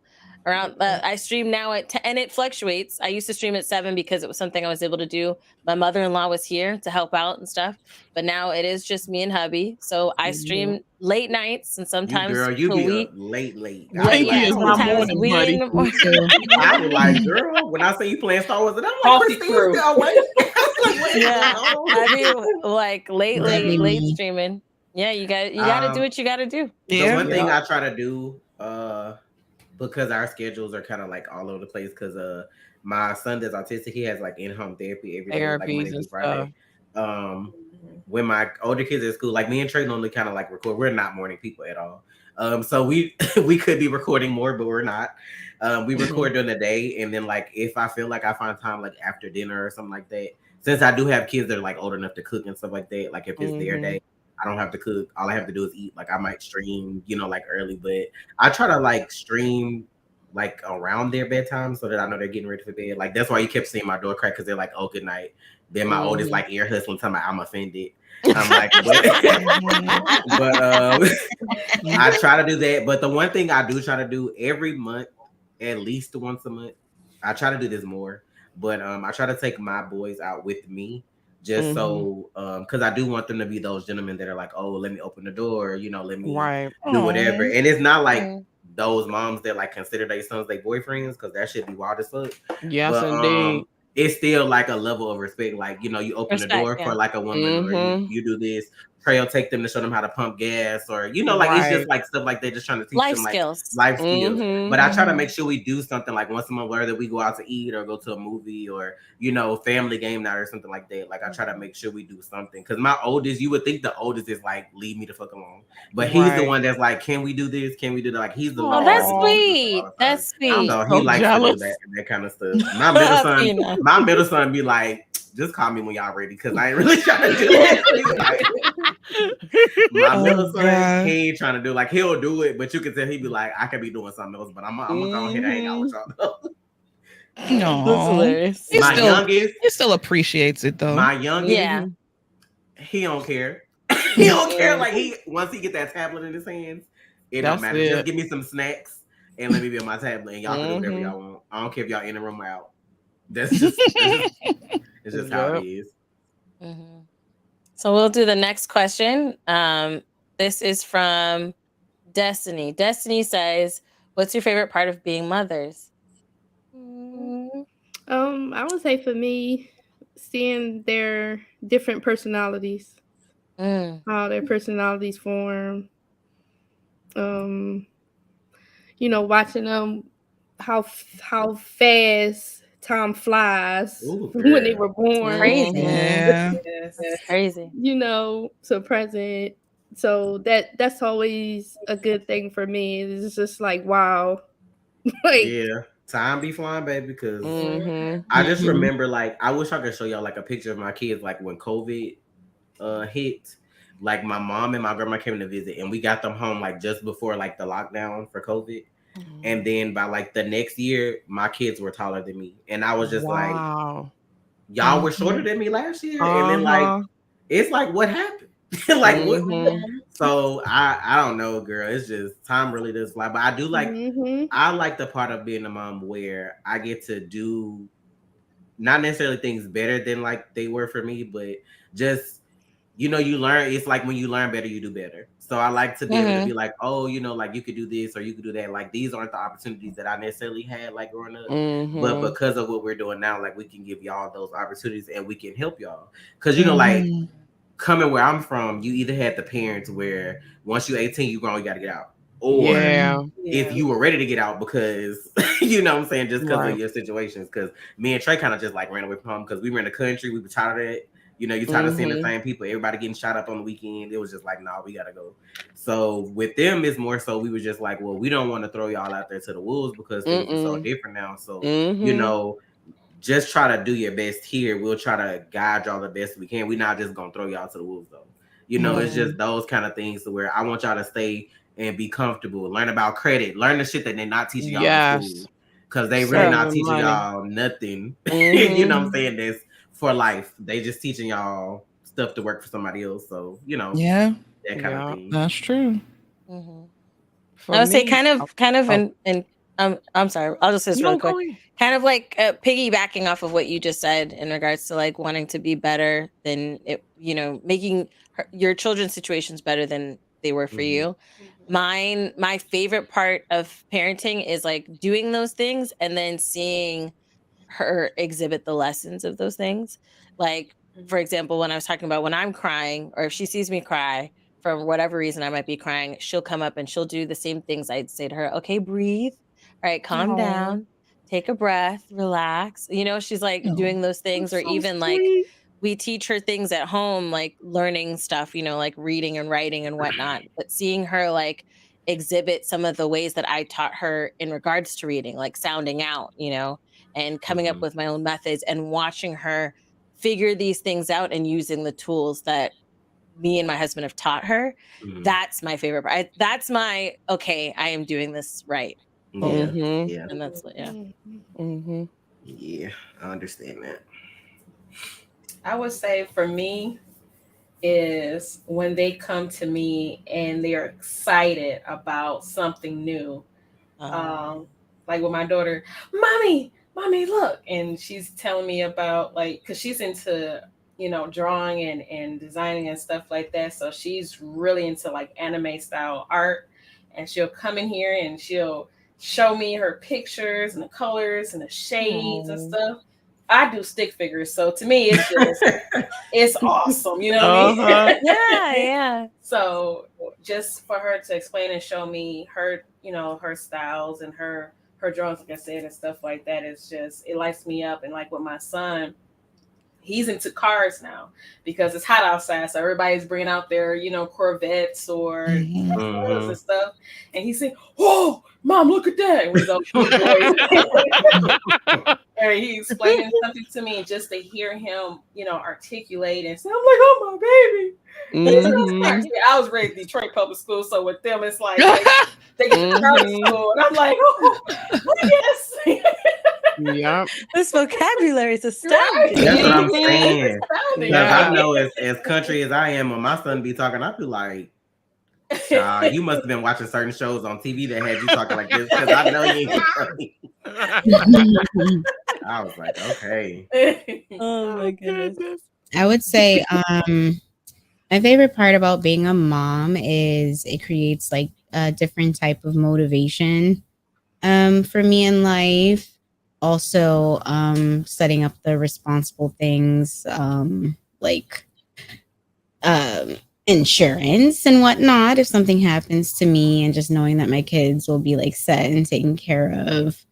I think also just like kind of see them come into themselves as like their own like people, like they're developing personalities. Like it's crazy. Like sometimes we'll go away for a week and we'll come back and my daughter's saying like 50 new words that she wasn't saying like the prior week. And just like watching the development and just like how bright they are, and just watching like their little sisterly bond is also like one of my favorite parts of being a mom. And like just awesome. because I didn't have a sister, I had a brother. So just watching like them, have that sisterly bond and watching it grow and develop and them just kind of have each other's back is like one of my favorite parts. And then just like the excitement, like she was saying, watching them get excited about things and like seeing the world through their eyes. And it's just a leaf to you, but they make it like the most like exciting thing ever.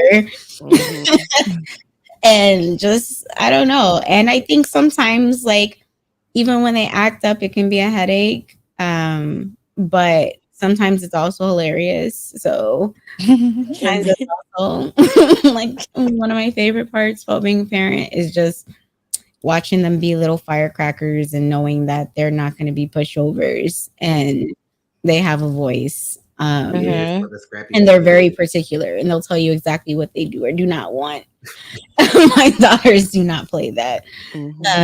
So I think, it's just and just watching them just grow up in a different type of lifestyle. Not that we were like super poor per se, but we definitely didn't have a lot of money growing up. We were definitely middle class.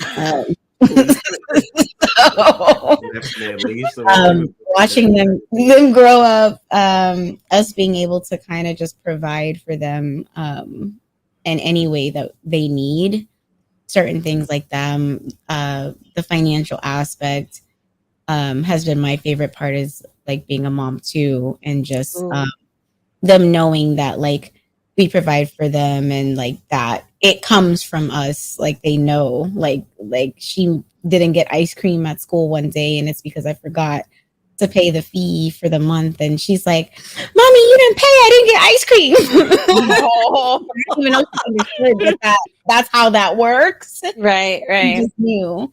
So I like that she sees us like being hardworking, and that and they in turn like get those benefits, the bargaining, like the bartering, and you have to do this to get this, like even though it can be tiring, like just trying to like figure out how to be one step ahead of your kids is like all like a part of like my favorite parts of being a parent, just like kind of figuring it out as you go and just like not being able to stay mad at them as much as they get on your nerves.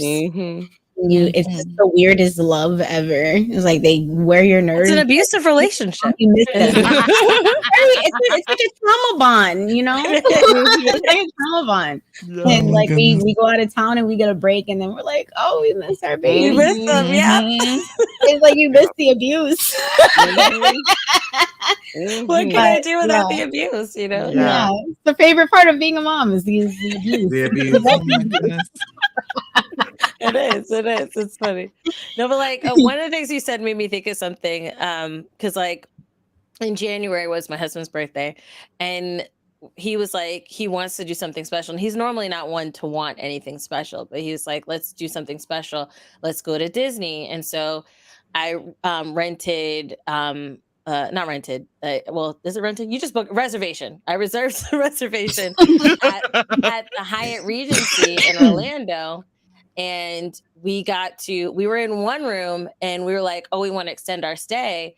And they had a deal where we could get a even better room for a longer stay. And I was like, yes, let's do it. So they said a double level, which I was like, they have that? That's a thing, a double level where there was stairs to the, and it was like, it had a balcony. It was amazing. Beautiful. Like the family room for like more like. Yeah, there was a living room. Like my mom got to sleep on the couch. We were like, when we got the long room, like, Mom, you want to come to Orlando? And she drove up and then spent the weekend. And it was just the most, that was like a true vacation. It was wonderful. And I had that moment where I was like, excited about what I was, and I think I even cried about it, like how I was excited about what I was able to provide my daughter, which is something that I never got. And I remember being in the elevator. I think I was just grabbing something from downstairs, and then I was coming up the elevator, and I guess there was some convention happening also at the hotel, because they have those convention halls that they had like some type of corporate convention or something like that. And there was a bunch of these tall, older white men were in here, and I'm this short black little round lady that walked into the elevator. Black little round lady, Lord. And then, we know what's round. Tummy, That's not what I heard. I'm a flat backosaurus. Okay, I told you before. Breathing. So when they asked me what floor, and I was like, oh, 17th floor, and they were like, oh, that's the penthouse. And they looked at me, and they're like, how is it? I'm like, oh, it's nice. And then I just had that moment that's like this proud, like I just smiled at them, but internally I was like this extreme. I was that was the first like prideful moment I've had for my career, like this amazing moment. I was like, yeah, I'm happy that I was able to do that for her, and even though she doesn't appreciate it. For my older kids, like going like a big family trip, like I want to take them somewhere where they can like experience flying or going overseas or something like, like I just want to do that for them. We haven't gotten to that stage yet. We're getting there, but I gotta figure out with my autistics on how we gonna travel, baby, because that's a whole nother situation, because he's that autistic kid that's not afraid of strangers, so that like mine too. So it's like, he could just run up to anybody and cool. I'm just like, no, we're not doing that. And then he likes water, so he's like, I'll jump, like that's why like you can't have like it's like a lot. So I'm trying to like figure it out, because it would have to be something to where I know we're good on safety as far as him, because the last thing you want to do is have a vacation and then there's an accident or something like that. Yeah, so that's the part we're trying to like figure out. That got to be the worst, because you ain't home, you somewhere you don't know. That's what I'm like. It's worse when you by yourself. So just imagine when you with your kids. Oh my God, right. It's gonna be horrible, but we'll get there though.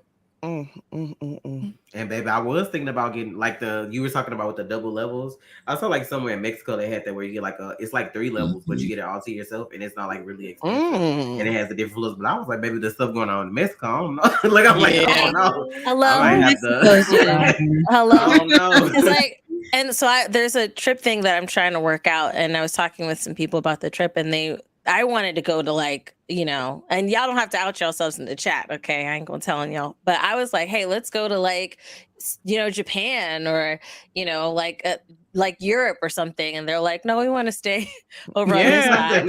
And then I'm not interested. A lot of Mexico stuff. And then I just remembered like today, I remembered about the where it was like a family trip, right? And friends trip that they were taking to Mexico, and only 2 people came back. The rest of them died. I was like, it's the BBL lady. Yeah. Oh, you're thinking of the BBL lady? No, I'm thinking there was another one. It was another one where a woman had invited like a bunch of friends, Black people, just trying to live their best life. Went to Mexico, turned down one aisle. A truck came up behind them and made them get out of the car, gunned a bunch of them down. Took them, tortured them, and only 2 people came back, and it was a group of people.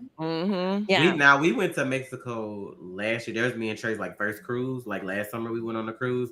But I guess like it's different because you have like tour guides and stuff. Like you kind of know. I think that's like a part of it too. Instead of like trying to save money and like do everything yourself. And what parts you go to? Because like Cozumel is nice and safe. Yeah, that's where we ended up. I've been to Cozumel a few times. And we walked. I don't know where they went. I gotta see. We did like the tour where you walk through like the shopping district, and we were fine. It was hot as hell, but like we walked, and it was just like, I guess they're used to that because it's like a tourist spot, right? It wasn't like we were somewhere we didn't know, and like nobody else goes there, and blah blah blah. Like I feel like that's wherever you go, whether it's Mexico, whether it's anywhere, like you kind of. If you go somewhere and you don't know, and I just be like looking like us, you just got to be careful anyway. Because like Jamaica, there's Jamaica, depending on where you go, like it's not safe. You have to. It's like anywhere you go, you have to. I just feel like we were dark enough. They thought we were them, so it didn't matter when we was in Jamaica. Like we went like on our I said we got married in Jamaica, and then we stayed at a resort. We were at Sandals, I want to say, and they kind of like big on don't leave the resort. They for safety. We kind of have, and we went to like the casino and to the Well, if you have one like nothing like You just can't have on like jewelry or anything. I'm not doing that no your way. phones out and all that stuff. I had a regular ass you will get robbed. and No, that's the reason my mom won't go back there and I'm like, I've never been and I want to go, but my mom doesn't want to go because of crime. Like she was saying, I think 2 years ago, mom goes like every one year. of my uncles like got robbed in their house in their sleep. Like somebody came up in their house, gunpoint robbed them, and so they moved back. Like it's you know. I feel like if y'all go, you need to just go to a resort though. Like just go, you know, like maybe not necessarily just stay like in town where they normally stay. Maybe just do like a resort or something, and that'll be better. I will say when we did Sandals though, like they handled everything. Like everything was cool. Everything was inclusive. Baby, they had a bar on every corner. That's why I came back pregnant. My like it's dangerous. It's dangerous. Sandals, you said, right? Right. Sandals, yeah. My type and then of we ended up at an all adult resort. Wait, what else do I need to put? Because literally a bunch of pictures of moccasins came up. I stayed in Ocho Rios. Sandals Resort. Ocho Rios is nice. Sandals Ocho Rios. I'm dead. But it's an all adult resort. So if you want kids, you may have to find another one if you want your kids. Oh, I want my baby girl to come with. Well, so they have like they go to Montego Bay. That's where some of our family goes is Montego Bay. They also have very nice family resorts in Montego. I ain't gonna lie, that was a different kind of feeling with no children nowhere.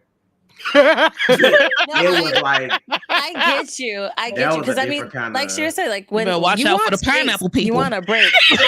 We travel both ways. We travel with and without our kids. What do you mean? Christine, don't worry about it. It's a different experience. Don't worry about it, Christine. What does that mean? The pineapple people, that's the swingers. Them the swingers, boo. Is it an upside down pineapple? Like you have to is it upside down? Okay, yeah, like so that was like hold on. What do you so you're saying that they swing, but like what is the is that a sign if they're eating the pineapple upside down? Like stay away from that? If you have a pineapple on your door that's upside down. This happened on a cruise ship, so I don't know about like at a resort. But I remember last year after we got back from our cruise, there was like a 40-person fight on a cruise ship because of like swinging. It was because of like if you look it up, I'm so serious. It was because of like the whole swinging thing because like I guess people were swinging that wasn't supposed to be swinging and whatever. But it was all that's when the pineapple thing came out. And that's people when your figured phone out, need to be if you had a pineapple on your door that was upside down, that meant you were open to doing whatever. All you have to Google is like cruise ships fighting like pineapple. Like use those terms and you're I'm like doing that right after you will see the article. But like it was a whole, they had to like it was a whole knockdown drag out fight with like 30 to 40 people over swinging. I was just like, that's crazy. I didn't know that many people. There's rules. Somebody broke the rules. Yeah. In that little somebody stepped into the whole group. I guess that's just a better way for people to not approach people that's not into that stuff. You know, like I guess if you have it, then you don't necessarily make somebody uncomfortable. I'm like, do you eat your pineapples upside down? Now. That's wild. We should have never told Christine. Right. She's gonna be Googling. It's gonna be hilarious. She's gonna be making pineapple jokes. Someone's eating a pineapple. I'll be like, babe, don't even look that way, okay? Look at the horizon over here, okay? If I with the and they think he down, but he ain't, okay? I'm just tell y'all right now, he ain't down. Okay. Nope. So this leads to your pineapple ass. I'll be like, he don't even like pineapples. He'll be like, babe, I do eat pineapple. No, you don't. Hush your mouth. Right. Not today. Not today. Not for these 3 days. Not today. I bet not even see you drink no pineapple juice. The lady gonna tap you, Christine. She's gonna be like, you eat pineapples? Right. I'm like, I don't even know how to spell the word. Okay. Have a nice day, man. All right. She's gonna be like, you ain't gotta know how to spell it to eat it. I know that's right. I know that's right. I'm sorry. Let me. Well. Well. Oh my god. Oh my goodness. If I was Caucasian, I'd be red as an apple. Oh. Goodness gracious. So Sebastian asked that, which leads because of all this pineapple and so whatnot. How was the pregnancy? Horrible. I hated it. See, one thing I always talk about this pregnancy for me was just like everything. Like it felt like I wasn't in my body. No matter how much lotion I put on, I was always ashy. My nose spread across my face. I went up 4 shoe sizes. I'm already a Bigfoot heifer. All right, I wear a size 10 normally. So I went up 4 shoe sizes. I couldn't wear no shoes. Okay, my hair was all dry. Oh, it's like, I don't know. Pregnancy, it's like my daughter took all the beauty away from me. Everything that I found beautiful about myself, she just sucked it all up. And she did give me a little booty. I did have a little ass. Yeah, I did have a little ass when I was pregnant, but she took that with her when she came out. So but yeah, I couldn't. I had an epidural. I did not want to do natural, but I didn't want to get cut open. So I was just like, drug me up. But it's crazy because it still hurt. It's just, you don't feel like the sharp pains, I guess, but you still feel a shit ton of pressure. So yeah, I will never forget the contractions. I still remember. I'll never forget them either. Listen, and I wanted a natural birth so bad.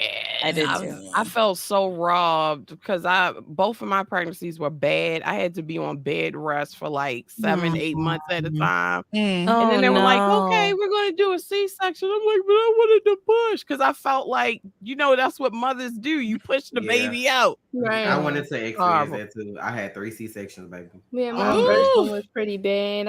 My legs and ankles swelled up. Mine too. It was so bad. Now my middle one, that was easy. Like that was easy. And my last one, I was overdue with him, and he turned around. No, he did. Had the nerve to turn around. He turned all the way around. She was like, Miss Summers. It's not good when they say that. Yeah. I was like, ooh, Lord. Don't tell me. The PTSD. Right. I just like my pregnancies were really good. My labors were not. My first baby, easy peasy as far as the whole pregnancy. And then she didn't want to come out. I carried both of my kids 41 weeks. And my first one, I had to be induced because she still didn't want to come out. And then I stalled during labor. So she ended up being an emergency C-section. And then my second one, I tried a VBAC, vaginal birth after cesarean, for those men in the chat that probably don't know what that stands for. But same thing. I did actually go into natural labor with her on the 41st week. But I also stalled out. I got a little bit further with her, but stalled with her also. And she didn't have to be an emergency C-section, but she did end up having to be a C-section. Kudos.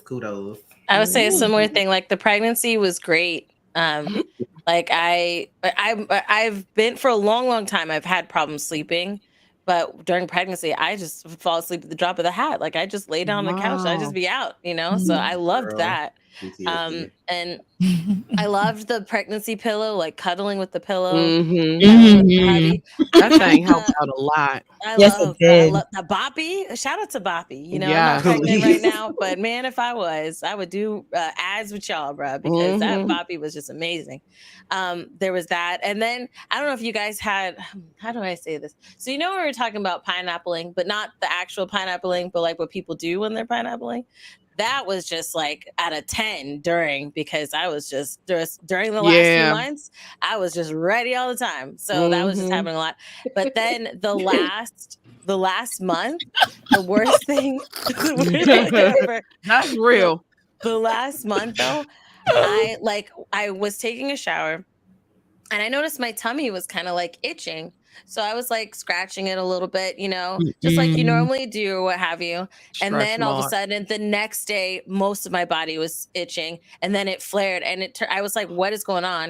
It turned out I had a pregnancy rash that happens to 1 out of 200 women. And because the doctor was like, because I'm short and I'm littler, my tummy is growing faster than my skin can like create the skin for the baby. Oh, so it was happening so fast that I started a pregnancy rash, and the only cure is delivery. That's the only cure. I was itching, and then mind you, it flared to my whole entire body. Like it was on my stomach. It went my back, my butt, my legs, and my you have thighs, to deal with that until you have the baby. They're like, oh, you can try to use things to appease the pain. But I remember one time specifically just standing there and crying because my whole body was just really bad, beyond control. And like I used Eucerin, I used like, mind you, all at one time, Eucerin, Vaseline, not Benadryl, but I think cortisone, one of those ones that you can safely use or whatever during pregnancy. I was using that. I had like 4 layers of creams and stuff that I was putting on my body to try to appease the pain. And the only cure was delivery. Then of course my daughter also was late. And mind you, they were like, okay, they're like, okay, we're gonna have to schedule you to come in, and we're gonna have to induce. And literally the day I left that doctor's office, when they were like, okay, we're gonna induce you in 2 days, I went home, and then my water broke. And then I rushed to the hospital to go deliver. And then she things seemed to go well for a little bit. And by the time we were like hour 10, they were like, okay, something's happening. Her heartbeat kept dropping. Like it would be good, and then it would drop to like really, really low level. And then they realized that the cord was wrapped around her neck. So we had to do an emergency C-section. Mind you, I'm like crying and freaking out because I too wanted to do a natural. I was like, I want to be all natural, no pills, no nothing, no epidural, no nothing. And then they were like, listen, then that's prior to the situation. But when I was in it, they were like, hey, we can either give you an epidural and have you awake during this emergency C-section, or we could put you to sleep. And then you risk not being awake when your baby comes out to see her. So you would have to see her when you eventually wake up. So I was like, I'll do the epidural. They did it. I had moved, so they had to pull it and do it again. So I had to get twice. So God. Girl. I'm having when they did both of my episodes. I was not getting that itch twice. Plus, I had them back labor pains. I had the back ones. The contractions are unforgettable. As all I'm in my saying back. them now, my body is in memory right now. Like, girl, you got me over here. I'm in PTSD right now. I'm like, please, I don't even want to go. Yeah, mine were all in my back. That back, it literally felt like somebody had a hammer and was just trying to crack my back open. Please. And okay, we're in I'll never forget that. Mind you, I gave birth in 2018, and people have been giving birth since the beginning of time. Why do we not have a better way for them to check how dilated you are versus sticking their whole entire arm in your vagina? Come on. I hate that. I'm telling you, it was hella painful. It was like equal to the contractions. Well, knuckled man sticking his arm in my. I'm like, this. As a person who had an epidural, it was just whoop whoop in and out of that thing. I didn't feel that. Goddamn nothing. Just like, okay, I'm ready. But it was all worth it. Guess what? It was all worth it in the end. Because y'all are all hearing this conversation in the chat right now. Like, no, thank you. But most of us obviously did it more than one time. So listen, it was. They say you forget. They say you forget. Like you don't forget per se, but like you're just like after they're here, it's like. If you end up wanting another one, it doesn't stop you from having another. I feel like I had the weirdest shit happen to me having kids, so I don't need no more. I have 3, and I feel like each one was like a different experience. Mind you, we were from like Mississippi when I had my first 2 kids, so that's like a whole different situation itself because they not up to date on nothing. So my first kid, I had him a month early. They didn't even give me the option to like try to still go in labor and do whatever. I just remember going in like doing like tests like during my last like couple weeks I had left, and they were like something didn't look good, so they wanted to go ahead and like have me do like a C-section. And then when I did the C-section, they didn't even like have the option to do the epidural. It was just like, we putting you to sleep and we're gonna do it, blah blah. He was still like, he came out like feet first. I want to say like when they pulled him out, he wasn't even like turned around yet. And then the weirdest thing happened to me after I had my first kid. Like, if y'all, I know like some of y'all don't know me, but I have like scars on my chest. Like I got like keloid skin like right here, but they didn't happen to me until after I had my first kid. So like somebody was like, oh, maybe the hospital did something when they put you to sleep, because you know, like I was fine until like after I gave birth. It's something that happened like maybe like a month or two after he was born. So I still haven't gotten to like that. But y'all, when I tell y'all I cried so much in my first pregnancy because my voice is like heavier, because I guess I had boys, you know, like the testosterone sometimes will like make your voice heavier. And then it's like, so I'll never forget, like one of our friends called to talk to Trey, and then I was like, oh, let me get in there. It was like, Trey, why you playing on the phone? I was like, I am not Trey. Like I cried so hard, and he felt so bad because he was like, I'm so sorry because I really thought like you were him. It was horrible. So like, and then because I ended up getting pregnant like back to back, like it didn't help because the testosterone like stayed because I had two boys. So my voice to me is still heavier than it was like before I ever had kids. So like I went through that with him, but like I had a C-section, like it was fine. Like I feel like I took that kind of like a chance, like walking around the same day, got my staples removed before I left the hospital, blah blah blah. Second one, he came way earlier than was expected because I think I was due for February. He came in December. Oh wow! The funniest thing was like my water actually broke with him because I was like, you know how you think you're having like the Braxton Hicks contractions or whatever like that. Trey was in the army then. He just happened to be home visiting for the holidays. He was like, it just worked out because he was at home or whatever. But still, like of course he fucking playing PlayStation and I'm like having labor pain. I'm like, can you take me to the hospital because I'm like this is not like stopping. And so like he took me and then he was like, well let me just in case, you know, like when I got there they was like, we may keep you overnight just to kind of see what's going on. So he was like, well, let me go home and get you some stuff and then I'll come back. While when he was gone, like I went to the restroom. Y'all, it was so embarrassing because I went to the restroom. I come out and like I'm in the door of the restroom and I feel like something run down my leg. I was like, nah, no, I just used the bathroom. Hold up. You know, like, hold on, like what's going on? Oh, dear. Girl, I looked down and like my water had started to break. It wasn't like a lot, you know, it was just like a little bit. Baby, the lady that was like mopping the floor, like the janitor, whatever, we both like looked at each other and she like looked down and she looked back up. The way she ran to like the nurse's station, be like, girl, let me get you somebody. Oh my god. So funny because she was like scared. But like, yeah, my water like partially broke. And then, you know, of course, when your water starts to break, if they can't like stop it, you have to go ahead. Yeah. So I had to have like the C-section the next morning. Baby, I meant to tell you, I thought I died the first time I gave birth because I've never been like in a situation where I needed to be in the hospital or nothing. And then you know how you were saying like if you would have had to get put to sleep, I wouldn't see the baby until like I woke up. So you know, like after I'm coming to, I just see like white lights and stuff. I was like, oh man. I was like mumbling. I was like mumbling to myself when I was coming to. I was like, Lord, did I die? I was like, there's my child. Like, and it was so funny because like it was like a sniggle from the side, and the nurse was like, girl.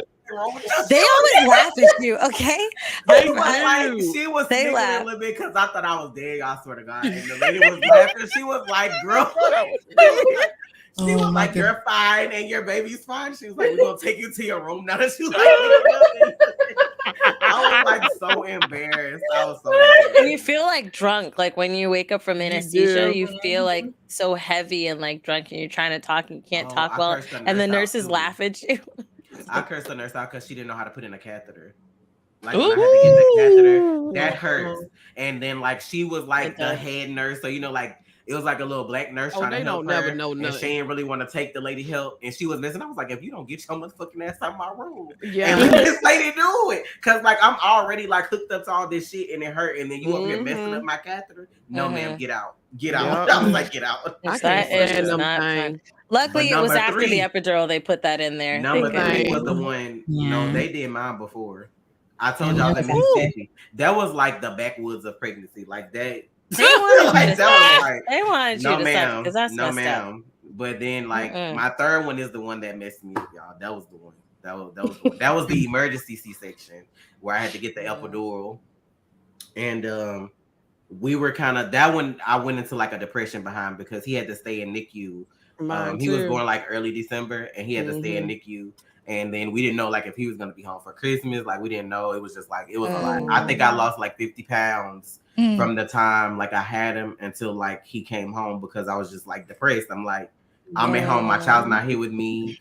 And then I had like gestational diabetes each pregnancy, so it was hard for me to breastfeed. And you know, they were like, oh, you know, like if you could breastfeed, they may help him get better. You know, like I felt like a failure because I'm like, I couldn't do this for my child. It's my child, I can't even do this. So it was like a lot that went on like my last pregnancy. And that was the one I was like, no, I can't do this no more. I was like, I think that's it. Like we do want a little girl, but I'm just like, I don't feel like physically I could go through that. I couldn't even. I could. Yeah, one of our family members just tried for they're having their fourth girl. So I don't know if you want. That's what I told you. I was like, I can't have a football team trying to get one cheerleader. I can't do it. I wanted a lot of, but like I remember I had this picture in my mind that I was going to be that football mom driving up at practice playing Wu-Tang Clan. And that's just how, like, that's what I thought. But I was like, no, I cannot do this. Like, I couldn't. My pregnancies were hard. I had preeclampsia, placenta previa, that rash. My son was born. Well, Aussie was born early. It was just, I almost died having, like, I was actually bargaining with the doctors because they wanted to take him earlier than what they did. And I was like, just give me one more week, please. Because I'm looking at stuff and I'm seeing how much your baby it has the chance of survival at each week. And I'm saying to them, like, please just wait. And they were like, listen, we 2 weeks, we gave you 2 weeks. We not waiting no more because you're going to die if we don't take you in. And they just took them. I think people don't realize like how dangerous pregnancy is. Like, I think a lot of the times, like people we grow up and we see pregnancy through the lens of like this rose color. Like everybody talks about their pregnancy. Yeah, we do romanticize pregnancy, but pregnancy is dangerous. It is dangerous. It's a matter of life and death. And then being a Black woman, we're more likely to die at an extremely high percentage over anybody else. And I remember my doctor telling me, and you know, it was a thing of grace type of thing. They were like, just to let you know, don't feel like you have to be 100% anytime soon. They say your internal parts of your body, it's like you've went through a horrible car crash. And they said that the internal parts of your body do not heal for 24 months. Like you do not 100% heal for 2 years. And my stupid ass had babies back to back. Look, my stupid ass had babies back to back after the first C-section. And I was driving after my C-section because I'm like, I'm going to go see my baby. I was crazy. I have a whole TMI. I have a hernia, like a small hernia on one side of my stomach because I did not follow their directions, and I used to go to the hospital because Trey used to work late, and then you know, like the kids would be at school. You know, like it just was the timing that we had to go see the baby in NICU was like late most times. So like, but sometimes the elevator wouldn't work, and we had to like walk up the stairs to go to NICU. And you know, like I had just had a baby, had a C-section. You're not supposed to do that. And I used to walk up the stairs like every day to go see him in NICU. I just, you know, like it's just. That's my baby. You gotta go like, see your baby. Like, you can't leave them there. And so I have like a small hernia on one side because of that. And you know they cure for everything as well. If you lose a little weight, it might go out. Like right. Fuck out of here with that Doctor, shit. I broke my neck. Well, did you try losing weight? Yeah. It's like the first thing they want to say all the time. Right. And even so, I have PCOS, so polycystic ovarian syndrome. And with PCOS, one of the, I guess side effects, right, is that you're infertile. So she's my miracle baby. The fact that I was able to even have her because you can't ovulate a lot of the times and then you can't have a child type of thing. And I remember like the nurse practitioner that diagnosed me, she did all the blood tests, she did all the like scans and all that stuff. And she was like, oh yeah, you just gotta, lose some weight and that's all you gotta do, blah, blah, blah type of thing. But then after talking to some other women, I'm like, there's skinny women that have PCOS. What's your, what would you say they do? Anorexia? It pisses me off. Right. And they always say that to Black women all the time.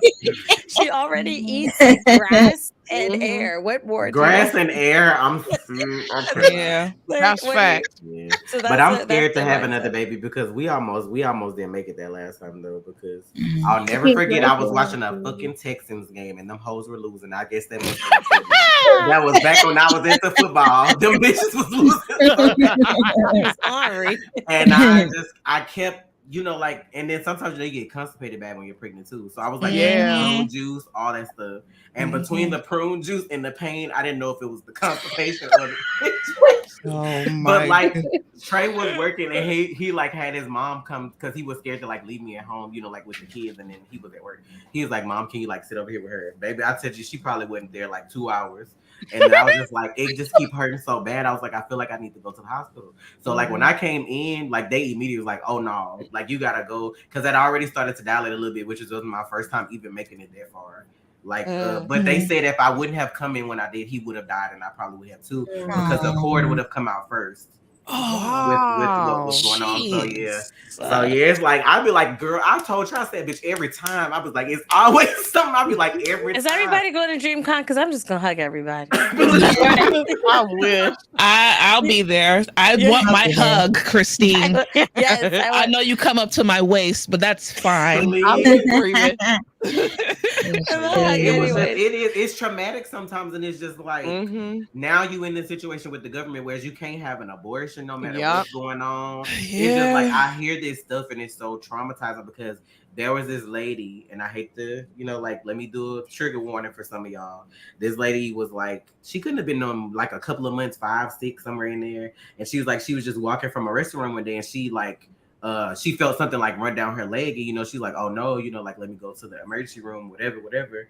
And whatever her situation was, the doctor could not help her safely deliver her baby. So they had to send her home, because if they would have done anything that was life ending, whatever, if it would have ended the life of the child, they could have been held liable. So they basically sent her home like that. And her baby ended up dying, and she had to just kind of let the baby deliver him at home like that. And she was traumatized, because she was when I went to the hospital, the baby still had a heartbeat, everything was fine, all this stuff. And I'm y'all are fucking fucked up as individuals to let people go through this, but because it doesn't affect you, it's okay. They don't care. And they be the same ones that be don't tell me what to do about this, but they be the ones that want to tell everybody else what they got to do about their body and about let's not get started. I live in Florida, and DeSantis is getting on my nerves. Christine, I've been Baby, told not gonna even I'll give you a pass to come to Georgia. Listen, I do want to. Our governor has the nickname Governor Hot Wheels, baby. He just as bad as the same. I'm so tired of him. I'm tired of hearing his name. They trying to compete on what could be worse. We'll see after Disney actually leaves the idiot. And then as soon as somebody gets shot up, it's thoughts and prayers. I'm y'all let people open carry for no reason. They know they're not going to be affected. I'm ready to go, y'all, somewhere else, because it's a lady that went to I think around Austin, the other day, went to a shooting range and checked out a whole fucking machine gun and disappeared on their ass with it. So they still don't know where she at, and she just walking around Texas with a fucking machine gun. Oh, I'm that's crazy as hell. She signed some fake shit on there. They check out guns. They don't have you bring in your own. She was supposed to go shoot, but she's a white lady. They trusted her to do whatever the fuck she was gonna do, and she walked out the back and left with the machine gun. So I think they should. Well, I mean, they're not going to. It's Texas, and then this is Florida, so they're not going to. But the law should be, if you're going to a shooting range, it should be with your own gun, not hey, we have guns you could check out and hope you walk from this side of the building to the other. I didn't have a gender preference with my daughters. I just wanted healthy babies. Amen. I used to want 2 kids, and then I wanted a boy and a girl, and then God was like, nah. We gonna give you these 3. Nah. You know that meme where it's if you want God to laugh, tell him your What plan, you want. right? Oh, that's why I always say, like, in my past life, I had to be a douchebag because I cannot. No, like, on some real shit. In my past life, I must have been a douchebag because this life, I can't do shit. I can't brag. I can't boast. I could talk shit, but it depends on the occasion. Okay, because life will quickly humble my ass. You hear me? Life will humble you real It's like fast. Real immediate. quick. Immediately. So I listen. That's why I was be like, you know what? scared. Just as long as the baby healthy, I'm good. I don't, Right. You're like, I'm not gonna choose. In right. general, just in life, you be scared to share good news because you be like, Satan may come and be like, "Bye." Yeah. Like not today. Not no. Gotta be quicker than that. We have this next question. This is from Tytrell. Tytrell asks, "What was the worst part of parenting for you?" Ooh. I'll answer this and then I gotta hop off. But the worst part of parenting for me, I would just say like just the days, like I pretty much mentioned earlier, that you're just having a long and a tough day, and parents still have lives too, and kids don't understand that. And when it's just a really hard day, and you don't really have like that patience that you need to have in certain situations. And then you kind of beat yourself up afterward when you look back on it. I could have not been at 100 when I handled that. But, you know, we're only human too. I believe in apologizing to your children when you make a mistake. So That's a good thing, though. even though my That's a babies are big young, thing. I have apologized, you know, to them when I yelled at them for certain things I probably shouldn't have yelled at them for, just because mommy was having a hard day. But and that's just that's probably the worst part for me. And parenting certain individuals on what your boundaries are for your own kids, and that they should respect those boundaries. Yeah. So I would say that's probably and consistency, like so that behaviors don't escalate. I'd say that's probably by far the worst thing for me, is like, say me and this, you know, their dad might be on the same page about something, but then, you know, this other person in the house might be like, oh, well, here's the piece of candy that your parents already told you no for. And then it's like stepping on, you don't want it to become like stepping on toes, or they think like the tantrum is this way to get this thing because it worked with this person, even though it didn't work with these two people. So like consistency, like always being like the same across the board, I'd say is also one of the tougher parts of parenting for me. I wouldn't say nothing is really the worst part, just tough parts. I feel like I pretty much agree with everything that Sheera said. I just feel like this hasn't happened yet, or hopefully not at all. But I just feel like for me, the worst thing about parenting would be if my child were to I'm trying to word this like sensitively, I guess. But you know how you do have some kids who commit suicide and things like that. So I just would feel bad if I felt like my child couldn't talk to me, I guess. Like we try to like be open with communication and some things, but still you're still a parent. So at the end of the day, see you later, Sheera. Hi, Sheera. Your child may not you. Bye. Your child may not necessarily still feel like they can talk to you about certain things. So I just feel like that would be like a big deal for me. So hopefully, you know, that's nothing I hope I ever have to deal with, but I know you can still be as open and have an open line of communication with your child. And they still may feel like there's things they don't want to communicate like that. So I just always want to make sure my kids know they can talk to me regardless. And then my kids know I'm ignorant. So, you know, it's just kind of like, oh, you can tell me, we'll fix it. Like, we'll fix it. But I just hope that there's never the case, because I feel like I had an open line of communication. I was raised by my grandparents, though. But I still would feel like there's things I couldn't tell them just because of who they were. So I'm just hoping that never becomes like a thing, you know? Yeah, I was gonna say my worst thing would be, it was the paranoia, like of anything really bad happening to my child, like especially when she was first born. Like I could barely sleep. Like postpartum was rough. Yeah. And I had what was it called? It was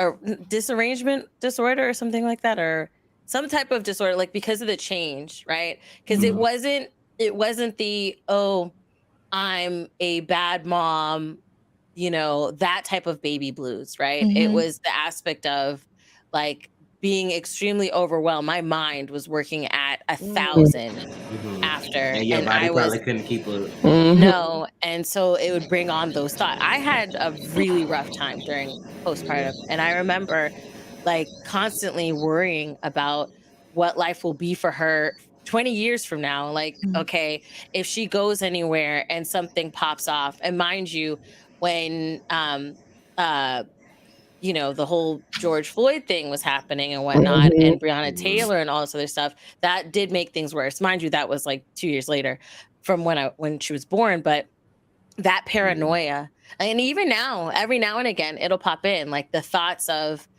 having to be one of those mothers. That is the worst part. Yeah. I That think is we the all worst kind of part. go through that because, Yeah. I got boys and they older, and that's kind of how, like, it kind of broke us down when the George Floyd thing happened, to kind of sit and have to tell your kids how to act around police officers because they're black. And it's sad because you don't want to, like, make them look at life, like through that kind of depressive, like kind of state. But at the same time, it's like you have to make sure your kids are safe. So that's like a big thing. And then it's even worse sometimes for my son that's autistic, because I've seen situations where like people don't know how to handle those situations, and that bothers me a lot too.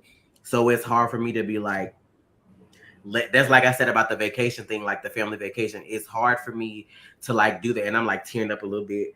But like it's hard for me, like as much as I want to take my family somewhere to be like, oh, let's reap the benefits of all this work we've done, I still have to make sure he's safe, because everybody doesn't understand. Like, he's black and he's autistic. He's a male. Everybody's not going to understand if he has a tantrum, like what's going on, or a meltdown. So that's really hard for me. Like at most, like it's getting to the point where like every Saturday we kind of get in this routine now that I have orders. Like we'll go together to the post office. We'll go to Starbucks together so he could get his drink, because he likes to drink Starbucks. He does too. And then we'll go to Target together. But at Target he's in the basket, so it's not that big a deal. But it's just hard to take him to places where we have to openly let him run around and be around other people, because people don't necessarily understand that, and it's really hard. Because I ain't trying to pop off on nobody, but I will. But at the same time, I don't want him to get hurt behind somebody else's ignorance. Right. So that's really hard. It's like the cops are barely trained on what they're supposed to do, so they're definitely not trained on to handle somebody on the spectrum. So yeah. The hardest part for me is, well, two things. One, not being able to fix it when your child is hurting. Like my oldest son, he went through mental health issues, and it was really hard for him, like during COVID and going to high school and stuff like that. And I remember he had a conversation with me about him not wanting to be around in this realm anymore. And I couldn't fix it. As much as I wanted to take the hurt away, as much as I wanted to, I was grateful that he felt comfortable enough to talk to me about it. But it hurt me that I couldn't fix it. The other part is, I think, and we talk about this a lot in my support group that I'm in, about how when you have children on the spectrum, like you really don't go places anymore, or your anxiety is like really bad. And I hate the fact that I can't like do certain things that I used to do with Nate, with Austin, like taking him to wrestling events or taking him to monster truck shows. And like, you have to explain to people when you see those looks like, well, what's wrong with him? Like, he's not spoiled. He's not an asshole. He's having a meltdown. My child has autism. And like, I just have like created like this little bubble in my house where that's where I go. I don't go to family events. I don't go out. I do my shopping online, because I just I can't handle it anymore. My anxiety is bad. We've had a situation where one of my neighbors called and did a welfare check because Austin had a meltdown. So 2 cops actually came to my home. And one of them was very polite and the other one wasn't. And I remember him saying to me, like, well, you might want to just give him what he wants next time so that we don't have to keep coming out here. And I remember I had the choice whether I wanted to cuss him out and go down to the police station and talk to the shift commander or both. And I just, tried to use that as an opportunity to educate him. Like, this is not easy for me. And I'm like, I know that you go to most houses where there are situations where you have to take children out or you have to rescue these kids, but this is a different situation. Right.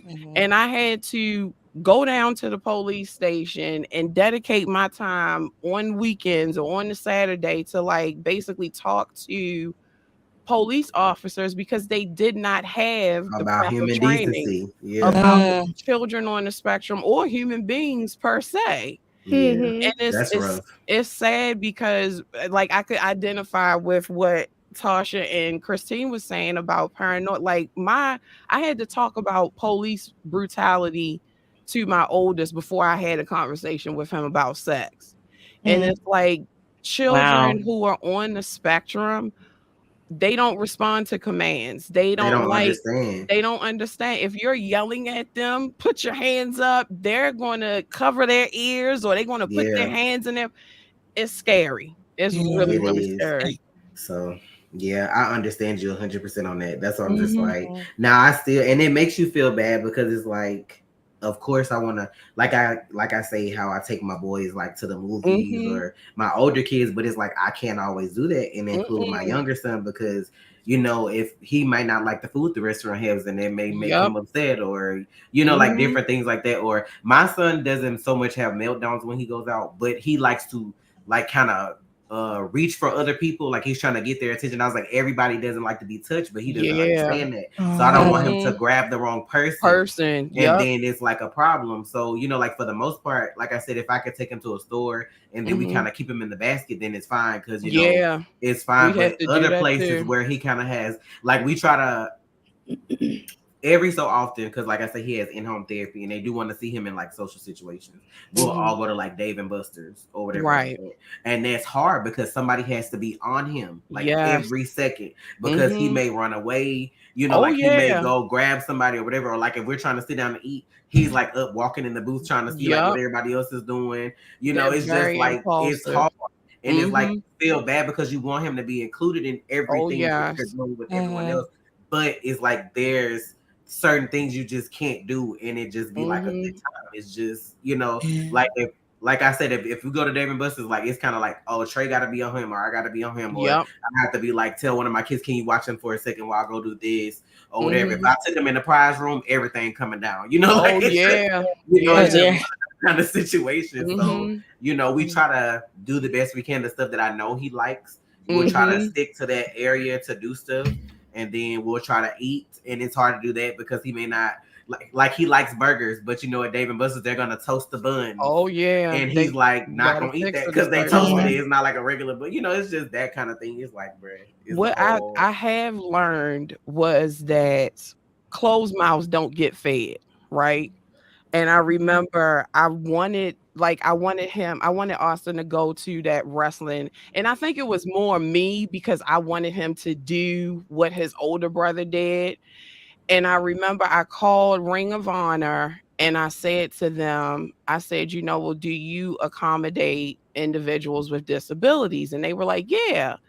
So I started talking to the lady and I started explaining to her. And to my surprise, she didn't know anything about autism or anything that, to that magnitude. And that I said, if that company or that wrestling faction ever need anything from me, they could get it for free. I'm telling you, because they really, really went above and beyond for my baby. They had, and I'm getting upset because like people don't realize how much we need that and how much as parents we appreciate that. And I'm talking about like the wrestlers got in the ring and they were like, we got a special friend here, so we're not going to clap as loud or we're going to turn the lights down. And it was so dope and so amazing that they did that for him. And I felt like, you know, that was the best thing in the world for me because I got to share that with him. I got to make a memory that I always wanted. And he got to experience the things that his brother did. So call these places and ask them questions and tell them, like, you know, this is what's going on with me. Will you be able to help us? Will you be able to accommodate us? They can say yes or they can say no, but you tried.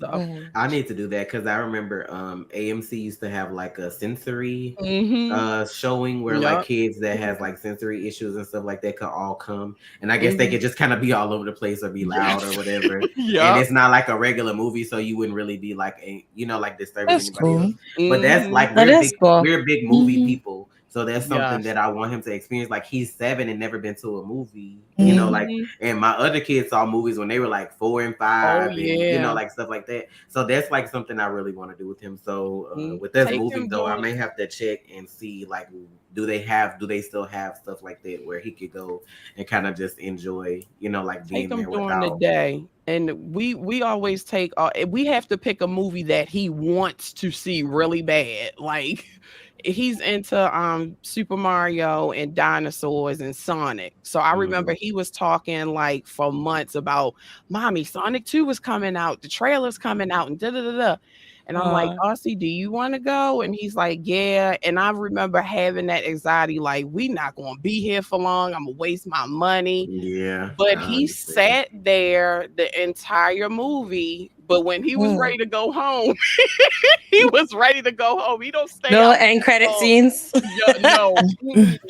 He said, girl, I was scared to take my baby to Dave and Buster's because I was like, if ain't no games in here, he like, or if it's like too many people, I'm like, he might be like, hell no. So like, but he likes the games where like you take the balls and kind of like try to throw them in the little things, and then they have that big hungry hippos where you can sit on the hippo and try to like get the stuff. Like he likes stuff like that. So you know, like it ended up working out well though. And then like of course his therapist got to go with us too. So that was like another situation. But he be playing my therapist though. He be playing his therapist because he know his therapist not really gonna say no to stuff. So that's when it's like if I leave out the room, he'll be like Pop-Tart. He'd be like, now you know you just heard your mama say you couldn't get no Pop-Tart. And he still just be like, and then he has like the phone that has like all the words he used the most on it, so he can kind of if he can't like verbalize it, he can kind of tell you on his device like what he wants. It's cereal, Pop-Tarts, Doritos. It's I'm like, yo, you cannot eat. His appetite is crazy, y'all, and don't wait nothing. He will eat all day if you let him. The only time is if he's sick, like he won't eat. Has he said I love you yet? Girl, I would be on the floor, please. I would be on the floor. Because I remember the one thing that I wanted Aussie to say to me was like, I love you too. Like, I just felt like I needed to hear that. Like, I still get emotional because he doesn't want to hug me. Girl, he doesn't want to be somewhere up on sick for about 2 weeks. Y'all be looking for reactions. They be looking for reactions. I'm on the floor still. When they start talking and when they start saying the things that you want you've been waiting for them to say. Girl, it was like, just talking in general. Because it's like with my son, he kind of like as a baby, I knew everything was there cognitively. Like he would sing and dance and you know do all the stuff that the kids do with the shows. And then it's like when he hit like 1.5, like around 2, it might have been a little more than 2. It seemed like he started to regress. That's when he started to like talk less and all that stuff. So he had said stuff before, so we knew it was there. Yeah, it was just getting it to come back out. And it's like now you got that gap from like 3 to 7 where he wasn't talking. But you know, he could literally understand everything we say though. Like if we say, oh, you know, cut off the light or close the door or do whatever, like he would do it just fine. Like all these puzzles, he knew how to do all this stuff, but he just wouldn't like communicate to us. But now he's starting to say like one syllable words. Like if you ask him like, oh, what sound does the cow make? He'll go like moo, you know, like stuff like that. I'm like crying at that. So you know I'm gonna be crying. And he said, I love you. I'm like, bro, like it is normal. But yeah. I do want to interrupt really quick. We did get a super chat again. Then I want to say something off of what Phenom said, which I think was an amazing and important takeaway for the like situations like for Phenom, Tasha, and Ash, but also for mothers or parents or people as a whole. But really quick, this is going to get loud and obnoxious. Lang. Shout out to Courtney Walker for the donation. Appreciate you. Happy early Mother's Day. You guys are amazing. Thank you. Thank you, Courtney. Thank you. We appreciate that. I love where this conversation like went.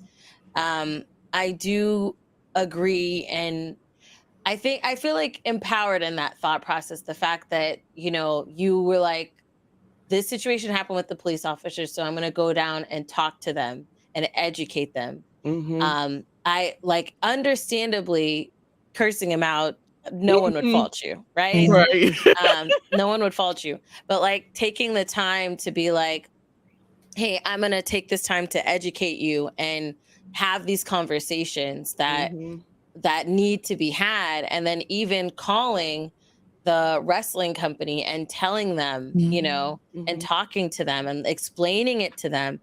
And you'll find the compassion, because that, and this is something that I thought of saying early on, but the conversation, we flowed many different ways since the beginning of this stream. Sorry. But no, not at all.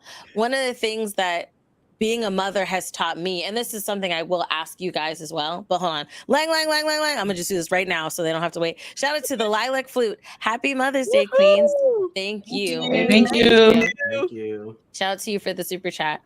But like one of the things, because there are many lessons I learned being a mom, like, right, that you realize from when you have a kid. Like, I realized that the reason that parents tell you not to talk during eating is not so you don't choke. It's just that they want a moment of peace, and they would at least, at the very least, like to have this meal without you gabbing about anything, complaining, nothing. Just don't talk. And you tell them you don't want them to choke because they do value their lives, but you want quiet.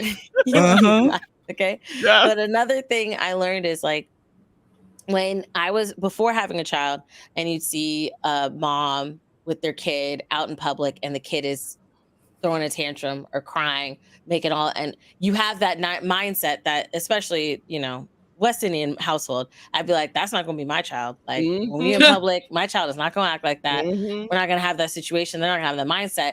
And you think like it's the parent's fault, right? When you don't have kids. But when you have kids and you realize the wide spectrum, not even just saying like on the spectrum for autism, but the spectrum for children in general, like where they may have, because my daughter, she's not a bad child. My daughter is an amazing child.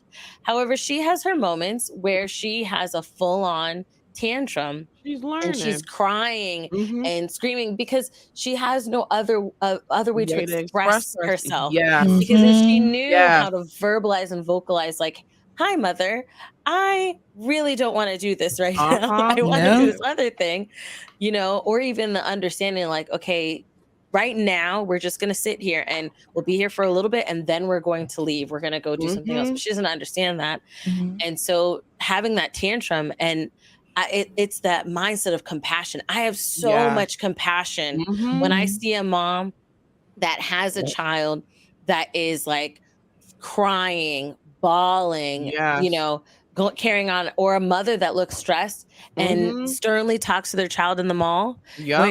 Beforehand, I'd be like, man, that mother is mean. Now I'm like, girl, get your peace where you can, right? You know, it's like that mindset of having compassion. So the question that I do want to pose to all of you guys is, what is a lesson that being a mom has taught you?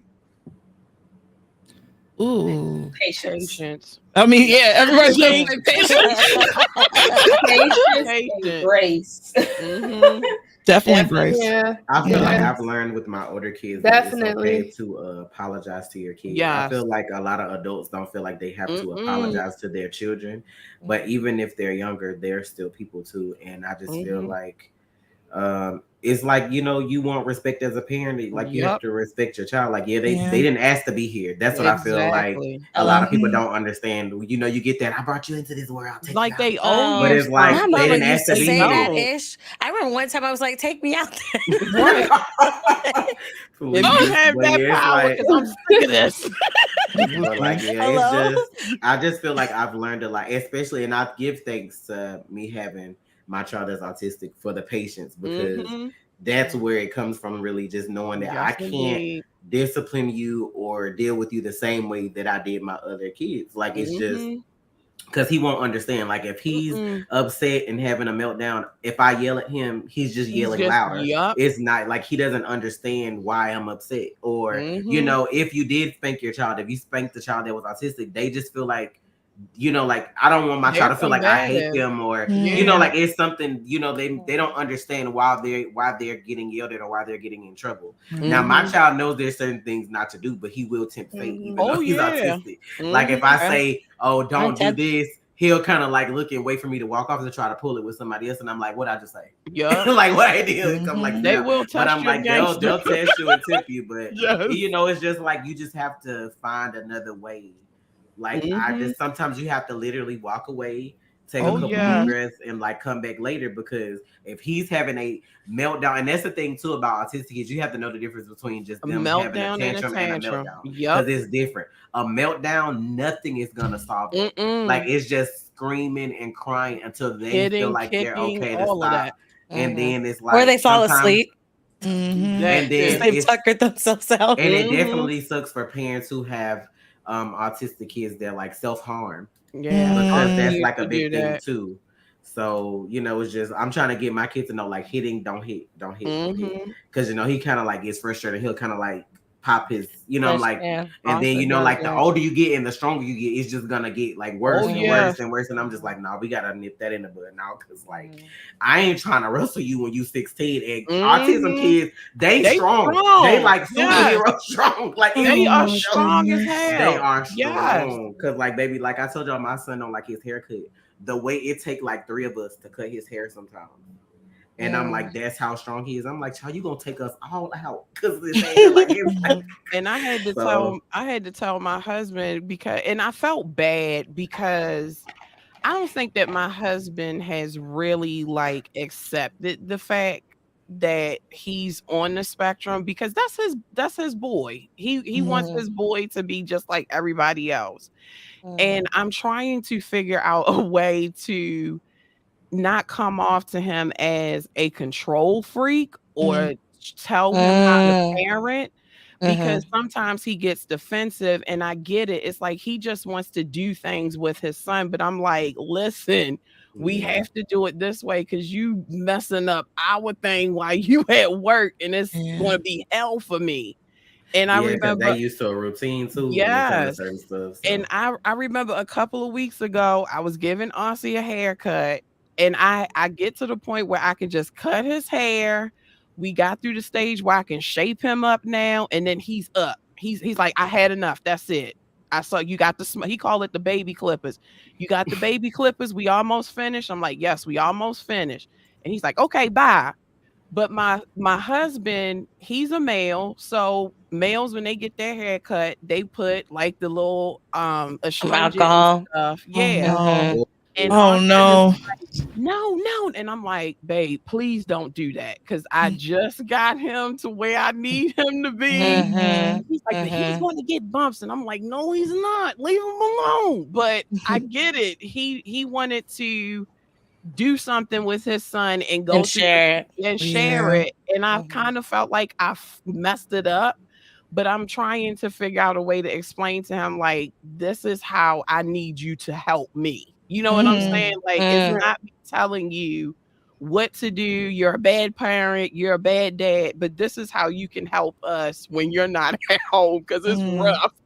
So it's hard, especially coming from trying to explain to the other, like, and he'll say things sometimes like, he's fine, and I'm like, no, he's not. Like, I can literally see his anxiety, or I can literally feel like this is about to be a hot mess.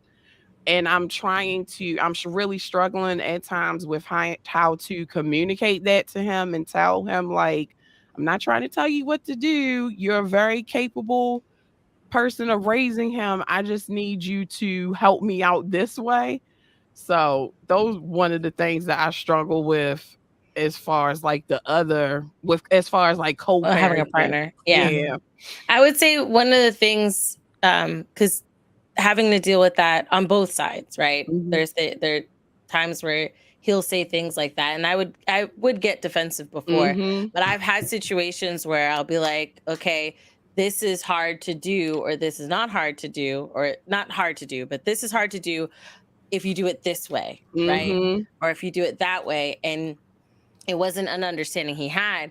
So I Mhm. was like, you know what? You go through with it then. You deal with it, and then you can learn. What And to not do. even like not in a petty mindset, but I'm Right. like, I because I understand what you're saying, like having that mindset. Mhm. And it's something that he shared too, because especially if you're the one that has been interacting with the child a lot in a certain way, because I breastfed her until she was like a little past 2. So she was Aw. always on me, right? Mhm. So now him having more time with her and more experiences with her, that's his child, that's his baby. He wants to have Mhm. those experiences. But it's like we got a routine going where I Yeah. have peace of mind. And if you Uh-huh. do it this way, you ruin my peace of mind. Yes. So Yes. it became a situation where it was like, okay, You gotta meet in the now middle. yeah, Yeah. yeah. And Yeah. if it sometimes I Mhm. understand if you try to explain it to them, like having a conversation can be good, but Mhm. sometimes it can come off like as if you're trying to say that Right. that he doesn't know what he's doing. Mhm. So understanding where I have to also say like, no, you are capable. I get that, and he's had to say Mhm. that to me. And it's Sometimes Mhm. he'll tell me things. I'm like, it's almost like your needs, it's kind of, you're trying to make sure that you let them know like your needs are just as important as my needs, because Right. what he needs from his child might be different than what you From me. need. So Mhm. just trying to find that common ground. Like Yeah. I get what you Yeah. Yeah, said. because me and Mhm. Trey had to, like, since our son does the home therapy every day and we're not morning people, we have to swap days. Like, you know, Ooh. like today was his day, tomorrow will be my day to get up, Friday will be his Mhm. day, and then when Monday comes around, it'll be my turn. Like we kind of just alternate like that so that no one person is like, the you know, way it All it is. doesn't one all person. kind of fall. Yeah, because Yeah. it could be a lot depending on the day. You know, some Mhm. days it may not Mhm. be, but that's kind of how we had to go through it with that with the in-home therapy. So One I would thing say that maybe have him oh, do the haircuts. Have him do all the haircuts. That way he'll learn from the beginning to the end, yeah, and he'll Mhm. be able to meet you there. yeah.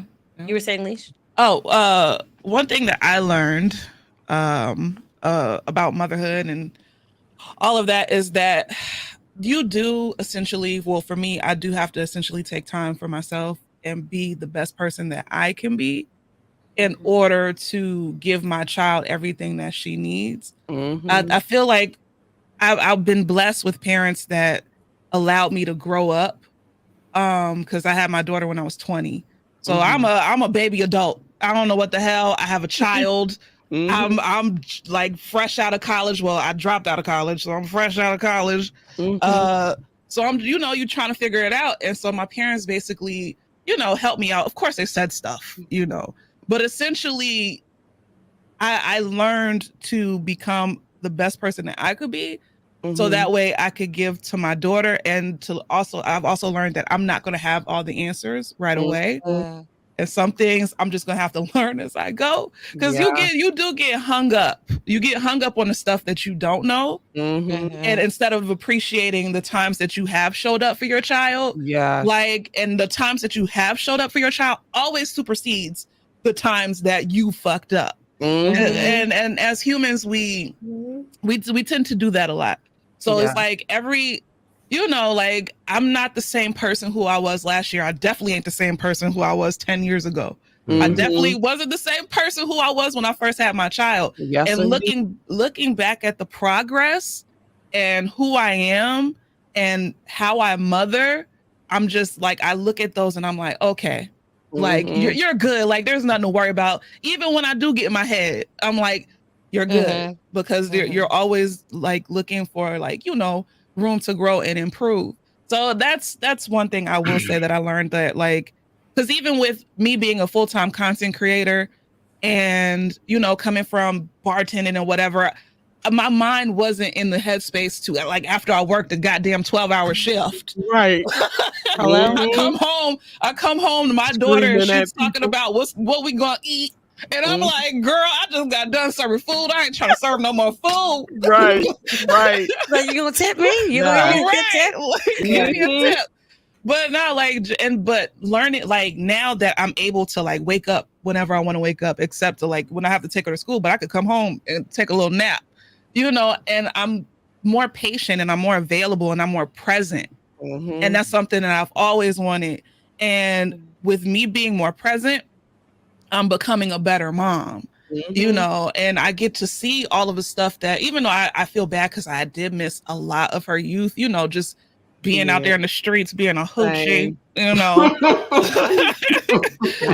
But now it's just like, you know what? Everything happens for a reason. So my time with her is my time with her. I'm not gonna, look at the past and think about all the stuff that I didn't do. I'm gonna do all the stuff that I can now. Right. So that way, thank God she was a baby. She don't remember me being a hoochie, but now, now she gonna see the best mom that she gonna get the best mom that she could get. So that's one thing I learned. I love that. I feel like it makes me think of, like, one of my current lessons is recognizing clinginess as just a want to be around, there are times where she's like, right now, like, she's in this very, very clingy phase, and me, I'm just like struggling, like going to the bathroom by myself. I'm just like, no, like, this is okay. You are allowed to go to the bathroom by yourself, like fighting with that guilt of like, oh, she wants to be in the bathroom with me, but I want some space. And I'm telling her, no, go do something, just anything, be safe, and just somewhere in the living room, just go somewhere and do something. So I could just use the bathroom for a little bit of time, and then struggling with that, but also recognizing that clinginess that can get annoying when when you just want a moment to just breathe mentally. But it's just the fact that she really wants to be around me. And when I think of that, it just makes me want to go scoop her out of her bed right now and put her beside me, like the aspect of like, you really want to be around me this much. You're this sweet little Sour Patch Kid. And my therapist told me, like, it's okay for you to say no to your kids. Like, if you're burnt out and you don't have it, like, I remember last week my oldest was like, can you take me to the mall? And I'm like, no.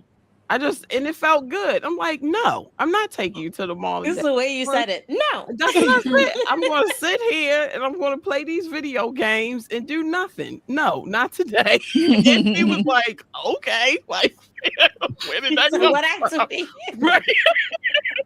It is hard to tell your kids no, though, because you just look at them and you just like, oh, my little sunshine. Right. Anything you want, but then you gotta tell yourself, nah, you can't. Yeah. You can't be no sucker like the grandparents. I feel like that's good though to tell.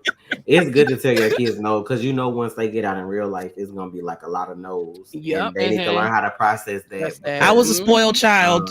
I was a daddy's girl. My daddy. I was spoiled too because my granddaddy spoiled me. I was a like I stayed with my grandparents. So that was like the ultimate, and I'm an only child. I was definitely spoiled. Wow. But I had to learn how to be like, as much as I want to like say yes, sometimes it has to be a no, because when you get out in real life, it's going to be a no. And you need to know how to handle that. Because some people give their kids everything, please. But that's what some people, they give their kids everything, and then those are the ones that go out in life and kill people because they took like, that is the truth. And I'm so serious. No, it is the truth. It's like, it's the sad thing. It's like when you have the situations where the guy pulls up. I mean, that's normally our palm color folks, but sometimes it's like when the guy tells the girl no. And he rolls up at her house, like, and it beat him situation. Shooting people for getting rejected, like, that's like I'm gonna need your mom and dad to tell you no. Like a guy had gotten rejected from a job interview, so he rolled up. Put up on it. Don't take my life because I work. You can have this job. You can take You can have it. Sir, there are other jobs out there.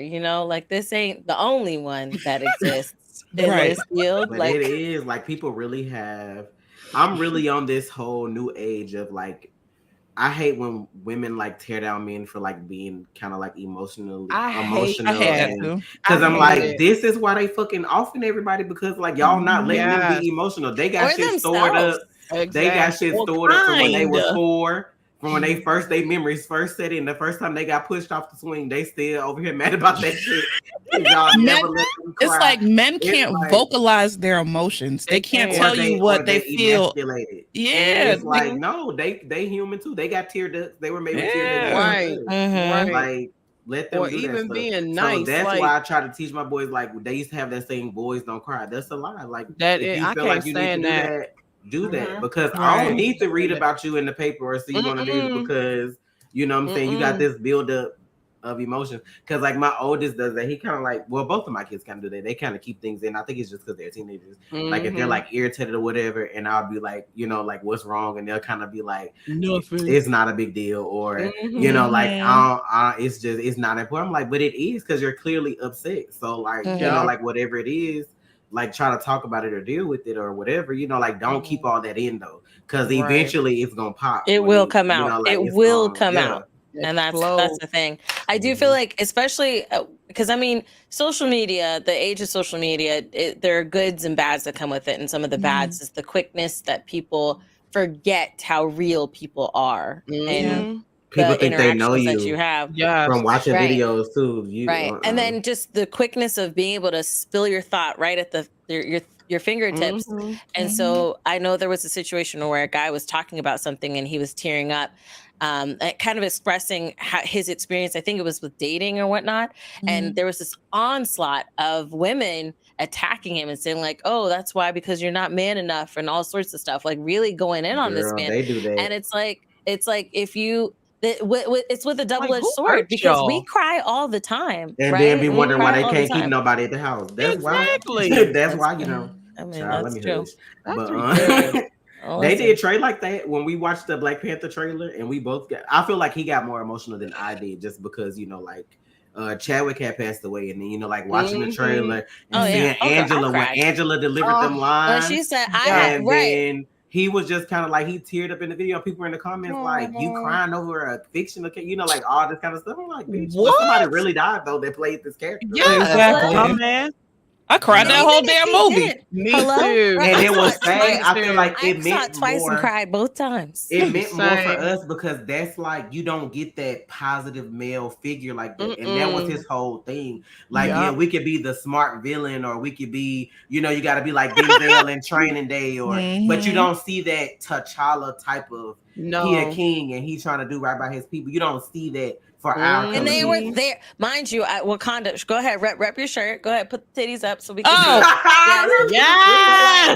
Yes, but Wakanda, you know, is the richest and highest technologically advanced civilization in fantasy. So it's like, and black. Hello, it's like, so it's the Stanley knew what he was doing. Him being Richard, he's like Richard. I don't think my boy, because you know the whole the X-Men is off of the racial injustice, and one is, but he said Martin was best, and Malcolm and Malcolm X. So it's like, and reading them comics and being able to see what being a child, seeing that your first black comic character or whatever, and then you grow up and see them on a movie. Inclusion matters. It's so many people that say inclusion doesn't matter, but just like I was so happy. Normally they're white, please, and I was just like, but it's they're always included. Ignorant shit like that sometimes too. It's our own people that do ignorant shit like that. Sometimes. But like I was so remember that like, first release, Shang-Chi for like the Asian people. I'm like they like, you know, like they were so happy. When you know, like I'm like, yes, because like inclusion matters. Like watching Moon Knight, and then you had that little girl that was like, oh my god, are you like an Egyptian superhero? You know, like I'm like, that stuff matters for people. But it's like, I just feel like you just need to like take another look at life if you feel like shit like that don't matter, because you know, then you got ignorant ass Tyrone Magnus out here, you know, like doing his Guardians review talking about this is how you get a happy fan when you don't do all this woke, you know, like he just looks so fucking dumb to be damn near 50 talking about the fact, like if you I seen a comment that was like, if you 50 and can't watch two dudes kissing, there's something wrong with you, because like why does that bother you so much? Like why does it bother you that people are like included? Like it makes you seem like you down low, because like why does that bother you so much? Like no, dude, not you coming for why is your masculinity like the next question challenged? I'm just being honest. It's all over the internet. If you make a spectacle of yourself, then you open yourself up for people to talk about you like that. Like, you could have kept that review to yourself. So Jemmy Ark asks, if your kids made you breakfast in bed for Mother's Day, are you trusting that food? Oh No. I Well, my daughter could cook. No, well, I have older I kids. would. I don't know. I could for my kids. I would. It depends on the age. Like back in the day, Nope. like back in the day, I don't know, but this I don't know. Yeah, I would. I'm good. Order me Yeah, McDonald's. My Oh, son can not order a McDonald's. mean DoorDash. I'll take that. please. Listen, She'll make me some noodles. they all be in there making something for breakfast. Like they know how to use the air fryer. I got this little griddle. They'll scramble an egg and put the egg in there. So it'll be like a little circle That's what I was egg. like. My middle They do all son that. be eating it with the food. So I think I might have a Bye, little Miss bit of Pinky. Bye, everybody. breakfast. For me, my daughter is 4, so no, I'm not trusting that. And I would be astonished if she did cook something, like legit cook You something. gonna give you some cereal with orange juice I would be. as the milk. No, I think she'll be diligent enough to be like, okay, that's not milk, so I won't use that.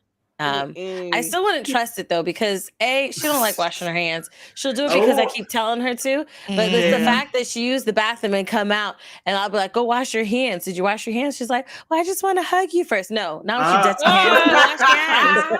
Like, go wash your hands. So I like that. That is. So that's one of my main Christine reasons. broke out the accent. That's how you know. She's doing a CSI Go investigation wash on her breakfast, trying to see if she can see. I need a black light. Like, let me look to see. Did you? What's going on? Goodness, that's definitely yes. I wouldn't trust it. Let me see. We did talk about this already. We did talk about this already, but shout out to Mr. Brandon for this question. I'll just read the question, but we did talk about this already. As the son of a Black mom, I love seeing this. How do y'all navigate raising Black children in the current landscape? Any difference between boys and girls? Oh, that part we didn't talk about. So for me, having and Leash, you can chime in because your daughter's older. She goes to school. She's out in the world. Yes. Mine is pretty much in this bubble of a house. And if she is out, she's with family members or, me and my husband. And I would say, I do think about the potential conversations I will have to have with her. I don't think that they are going to be to the T as boy moms will have to be, because the difference in ratio of the injustices that happen, they happen way more to men than they do to women. For women, it's more so the getting taken advantage of part that we have to discuss and we have to talk about. So right now, since she's 4, I do make sure I have these conversations with her where I tell her where her no places are, where no one can ever touch.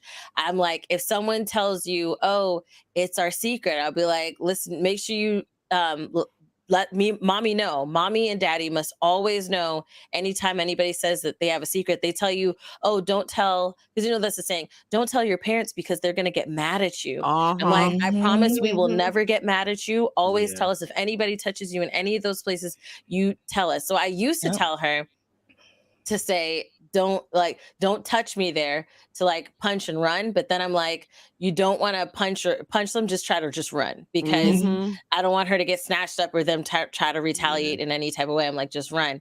But I even think about, like, there are times where I'm like, if someone ever tells you that your skin is ugly or that your hair is ugly, I will say, and I'm not going to excuse my French. I'll say, fuck you, you're ugly. And I'm like, you can say that at 4. And if somebody we don't know if we're not going to put her in school, but if we were going to put her in school and that situation happens and they call us to the front, I'll be like, listen, she had to defend herself.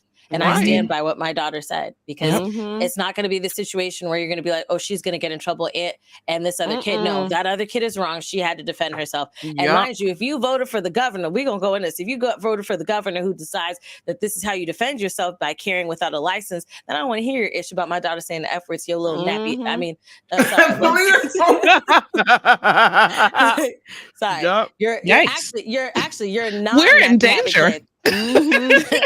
You're not nappy having kids. Simply on parental conversations, I Mm-hmm. saw an interesting TikTok where this lady said you shouldn't teach your kids stranger danger.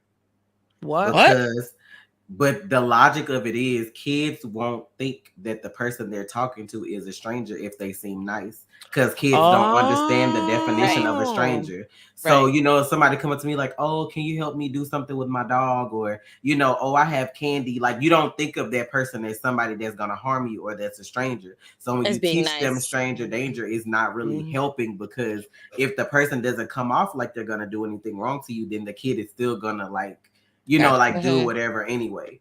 So it's like you can't, it's, you know, and I get that because, you know, you're so used to stuff you learned back in the day. But then you have to think about like with the internet and how people approach things now. It's I tell my daughter not to trust anybody. And I also, right, and that's true though, because you can't say trust even the family members. Yeah, like I'm like, no, I'll give her a list. The only people that could touch you, like when it comes to her down there, we have to clean it, right? Because she's 4, right? Right. So I'm like, we clean it. Mommy and daddy can clean it. Your grandma can clean it. But I'm like, nobody else should be touching you there at all. And if anyone ever does, I'm like, whether they're family members or not, you need to let us know right away who touched you and in what ways they touched you. And it sucks that you have to have this conversation, but it's like, I'm trying to train her now to understand that you don't have to feel like you have to keep secrets. Because like I've seen that stuff with these laws they trying to pass. Where in Florida, it gets worse and worse in Florida. But there's a state where like the teachers can like take your child's bottoms down to see like what they are, to see if they're like trans or not. I will go up to that school. It's upstate somewhere too that they're doing that they're legally letting them do that. And I'm like, that's like, that's sexual. In Florida, they're trying to pass something where they have to, I don't know if they did pass it yet, but I know they were talking about passing about tracking periods. In order to do sports, if you want to do any type of sports thing like tracking periods. That's so stupid though, because everybody still don't get one, like, you know, that trans can't go to the bathrooms in Florida. I saw a law for Florida where like they can take your kids if your kids that's why Dwayne Wade and Gabrielle Union moved. If your kids identify as trans, they can like take your kids even if you're not from Florida. Like if you're visiting Florida and your child is trans, like they can take your child. And I'm like, why y'all trying to run everybody like Florida needs to be on a no travel ban? Like it ain't even just them though. I mean, to be honest. But I just, you know, like this is why they try Georgia to ain't no better though, because you know TikTok have a lot of useful information on it. That's probably why they be trying to like take it away. But there was like they were listing like all these crazy laws they're trying to pass, and I think one state is trying to do the death penalty for abortion. Are you kidding me? Now I also heard that, like, say for instance, Leash needed a ride and I'm her Uber driver. If I take her, I could get arrested or get possible jail time, but she would get the more severe crime because she actually had the procedure. I did hear that they were trying to pass that law as well.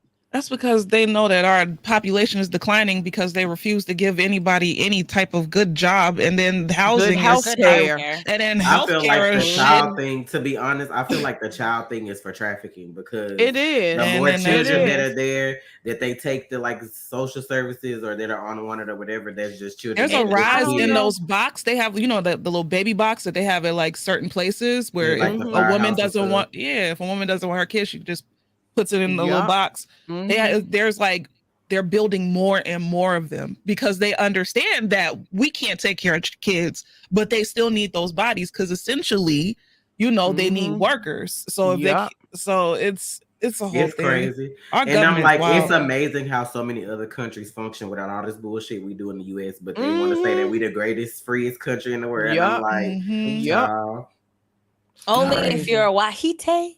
Man, child, some of them Caucasian. Someone. Oh no, I think was it Chelsea that said the term. I don't want to say it was Chelsea if it wasn't, but somebody had said the term. I think it was Chelsea. She had said Mayonnaisians, and I was like, that was her. I heard a white man refer to his own people as paper towel bandits, and like. I was so done because he was like one of those people that do like the true crime TikToks, you know, where they'd be like, my goodness. He called them paper hold on, I have a question. Did it come after the hurricane in Puerto Rico when Tangerine was chucking paper towels into the crowd? Oh my goodness. I just know he called them paper towel bandits. Paper towel bandits. He was just chucking paper towels into the crowd. Yeah, I'm helping. Here, chucking paper towels into the crowd. He had a lot of names. There's just one that sticks out. They were all wild, but that's the one that sticks out. He said paper towel bandits. That's hilarious. I'm using Leesh, that. what about you for since your daughter's older? Since your daughter's older, what are like, do you have to have the social justice conversation or the how to act towards police conversation or whatnot? I do, because even though Black men get murdered disproportionately by police officers, Black women aren't exempt. As we could clearly see, we had like Breonna Taylor and that whole case that went on. It's like, if you're Black period in America, I mean, you're gonna have to have that conversation with your child, regardless of whether or not they're male or female or like otherwise, because it's just the state of the world that we live in. And then on top of that, yes, like Black women's bodies were not, it's not seen as our own. It's like people don't view our body as autonomous. I mean, that could be said with any woman, but specifically like Black women, we get overly sexualized and things like that. And I have a child that's shapely. Like, we even joke about it, because I'm sorry, but my child is shapely. I call her her name's Genesis, so I call her Genesis the miniature stallion. Like, I'm screaming. Well, no, Genesis the miniature pony. That's what I call her. But I mean, I want her to embrace her curves. I want her to feel like she's weird. But I also let her know, like, don't let no little boys touch on your butt. Don't let no little boys touch on you, period. Don't let no grown man touch on you. Like, I give her those conversations, because it's like, you're gonna grow up where you're basically gonna be. Oh yeah, you're gonna be you like. You gotta give the talk about the grown women nowadays too, because I mean, yeah, that's true. That's the true. lunch ladies out here having relationship with kids. I'm like, what is going on? That's true. The lunch. When is the time between peas and carrots? After school. After school, they was having. I guess that's when they would have the time. She was taking him home, girl. All kinds of stuff. I was like, okay, then. So I definitely have the conversation with her. Like, you're not ready for any type of romantic touch. No. And then having and to advocate for themselves. Yeah. When she gets a little bit older, I might give her the talk about sex, but I don't think she's at that age. Definitely not right now. Because she's only, in my mind, it's like she's 13. Like, yeah, their bodies, it's going through the change, but I'm like, yeah, we'll wait, because I don't even think she's at like the minds. And to be fair, they already know about a lot of this stuff anyway before we talk to them, because of the stuff they see online and the stuff other kids be saying. So. It's like, I think like parents have kind of like a feeling when it's time, because my mom kind of knew when it was time to talk to me about it, and I always remember what she said about, it's so stupid, but she said, you got to sample before you buy, but don't sample anything you don't intend on buying. I always remember for her. I love that though. I love that. That was her sex conversation with me. And then she used to like basically tell me, like, if you're going to do it for you. Don't get pressured into doing it or whatever. So she was very like, my mom surprisingly was very sex open. Positive. Yeah, my mom was very open. And that's because she was married for forever. My parents been married for 47 years. So so it's just like she understands, like, all the stuff that you're gonna go through as a young woman. So it's just like, I'm a little bit. It's funny because I'm not as open with my daughter. I'm just like, don't talk. Even though I try to listen, but I'm definitely judging the whole time in my head, because I don't want her to like not come to me. Oh my God! Right, I'm definitely like in there. I'm judging. I'm like, oh God, please don't tell me you like this little boy. I think he shares a little too much. That's good though. That's good. You don't want no little secretive child. I was sneaky, so I don't want her to be sneaky. Right. I'm talking about. I found condoms and honey packs in his wallet, and I'm like, what are you doing? This is the second time I've heard that what is a honey pack? Can somebody explain to me? It's like gas station pills. Oh, like the blue rhinos. I'm like, don't ask how I know the names. So a cheap version of like a pack of honey, like from Chick-fil-A. No, and see, I thought, listen, I know it's a sex thing, but I didn't know what it was. I thought that's what it was, and we had Popeye's biscuits, and I forgot to get honey.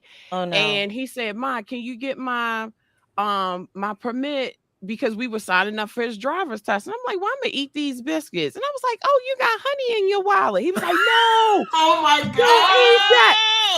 Oh my gosh. So it's like cheap Viagra. Phenom would have been in that goddamn DMV calling her husband like, babe, what you doing? Where you at right now? Come here immediately.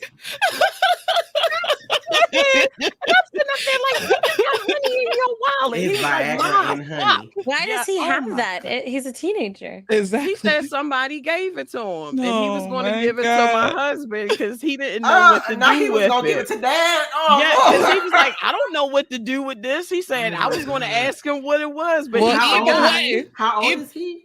He's 17. Who, my husband? No. Oh, he's 17. He's 17. Oh my God. Either way, you was gonna get that honey pack. One way or the other. That's crazy. He was like, I didn't know what to do with it. He said, but he had forgot to like take it out and give it to him. Not him saying, don't in the trash. Oh, God. Imagine if he would have ate that before he found out. Child. That's funny. Don't eat that. He was like, no. I thought they was just, I didn't know it was actual honey. I just thought that was like the name of it. So that's crazy. Yeah. Well, when you said honey pack, I thought you meant like the Chick-fil-A honey. Like that's what I was going to use it for. It's for sex. There's no other use for that thing besides fornication. It's different type of biscuits you make. Not the dick kind of. Yeah. That's hilarious. Well, this was a lot of fun. We did have a couple other questions. Oh gosh, it's 1:45. I had no idea. Wow. Yeah. Time really flies. So this will be a rapid fire. Thank you. Because my mind, I'm thinking of this cake in front of me, and I'm like, I'm gonna eat without the sprinkles. I know. Before my teeth were kind of like vibrating earlier, but I'm like, I'm gonna still eat some later. All right, really quick. What was your baby's first word, and how did it make you feel? Daddy, and that goddamn sperm donor wasn't even around. Dada, what the? What you saying? You don't even know him. Dada. I think all my kids' first words were Dada. I know who he is. Yeah. I'm mad. Yeah, y'all brought up a bad memory. Her first was Dada, and I said betrayal. I feel betrayed. Always. I feel like all that's the months supposedly putting up with that crap.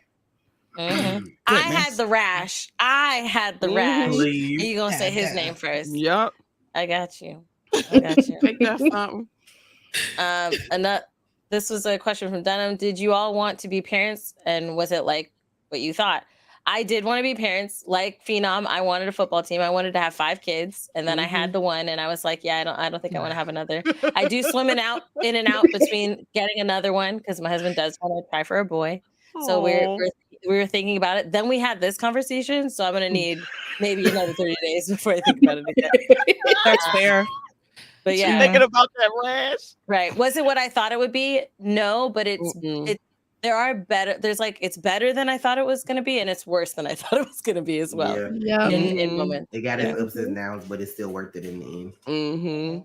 I didn't want kids, but my daughter hid from me. I was on birth control, and she hid from me. And I went to school in Florida, so I did Florida activities. Wink, wink.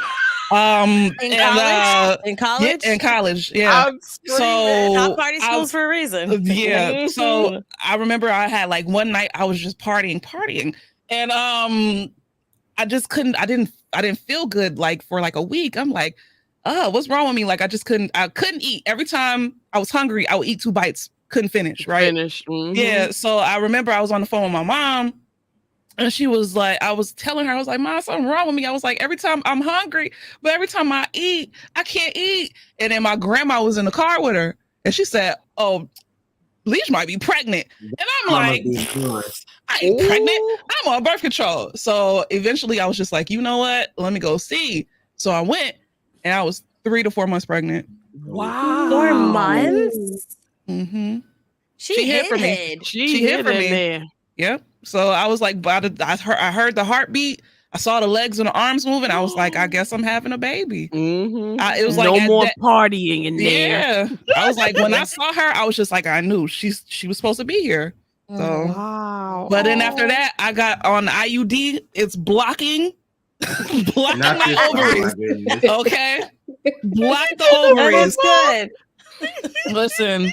Everybody's like, I'm scared of birth control. I'm like, shit. At this point, I could donate my ovaries to somebody else. I'm scared of another baby. That's what I'm scared of. But Ash, really quick, what about you? Yeah, I only wanted a boy and a girl, and I wound up having a girl and 2 boys, which was fine. But the first 2 was like back to back, so I was like, oh no, I had no more. I hate you with that back to back. 4 years later, I was like, yeah, I'm definitely done. The doctor was like, my baby was still in the crib when I found out I was pregnant again. You didn't wait. You didn't wait the time you were supposed to wait. Who, me? Yeah, I think we did it like right. It was like right. So the both of y'all was just like, oop, it's the final day, and y'all just busted it open. I don't like my kids are like, guess what day it is? I know, right? Do you know what today is? It's the day you me. Hey, let's go. Y'all, don't shake your head there, Tasha. You should have been shaking your head then and saying no. So the next question is from Denim. What is one you make sure to copy from your parents' parenting style, and what is one thing you choose not to do about your parenting? Your parents did raising you. Well, we did talk about like the things we didn't want and the things that they lacked or whatever. One thing to copy. One thing to copy. My mother loved to hug. She loved to hug me, and I do copy that a lot because I know how that felt, and I want my kids to feel that as well. Yeah, my parents apologized. They were good about that. And my mother was very touchy-feely. She was a hugger. I'm not, which is weird. I don't like physical touch. I'm not either. Yeah, but my daughter will ask, and even though, because sometimes I tell her no, because I can't do it. But now I've been talking to myself and be like, just give her the damn hug, because she's gonna hate you eventually if you don't. You're just gonna have to sacrifice that shit. So I'm a little bit more of a hugger, and I try to be more affectionate, lovey kissy.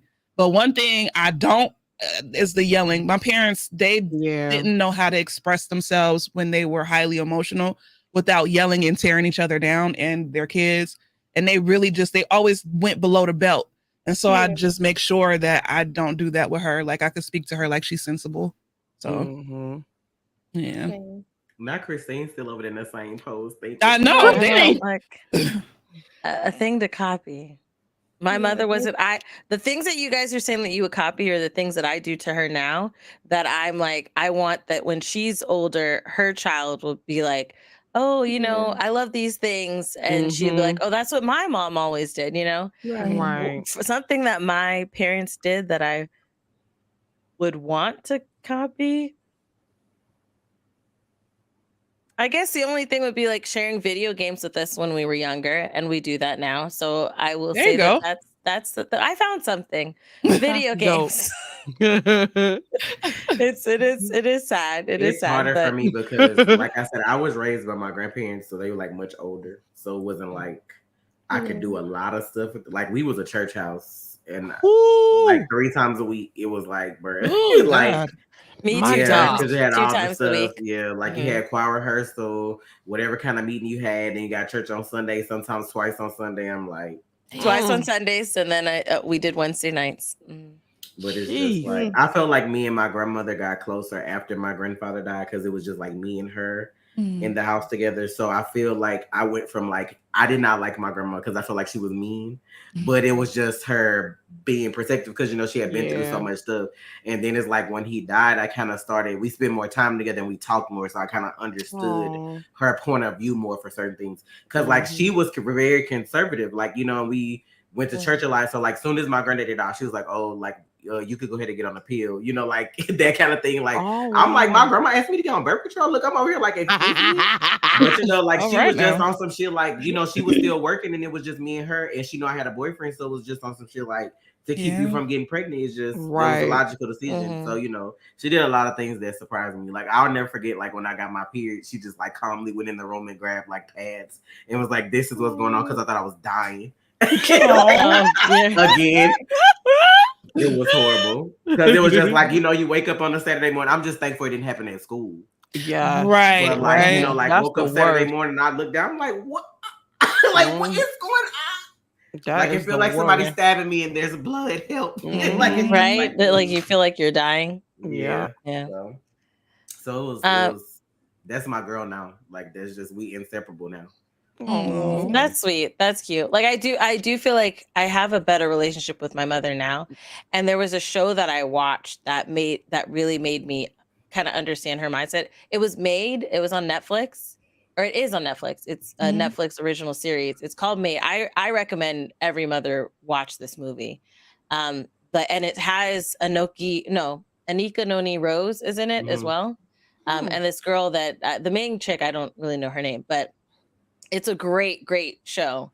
And watching this show, I was like, okay, I understand my mom a little bit more because we had a rough childhood, very rough childhood, but understanding why she stayed there, and kept us there, I had more understanding. It's still not at a place that I can talk to her about yet. Yeah. Personally, for me. And it's funny because me and my husband were talking the other day, and he was like, he wants to have the conversation, at least even for me, to ask, like, why did you stay in this situation if it was this bad? Why did you let these things happen? All this other stuff. I am not ready for that conversation yet. I'm definitely not ready for that. There's things I can't I have talk a to little my bit mom more of about understanding either, but that's because like I said, I grew up with my grandparents from like a very young age, and then I'm an only child, and then it's like now it's kind of sad because I feel like me and my mom didn't really have like a close relationship growing up, and then it's like at the time when I became an adult where I wanted to be closer to her, she got sick.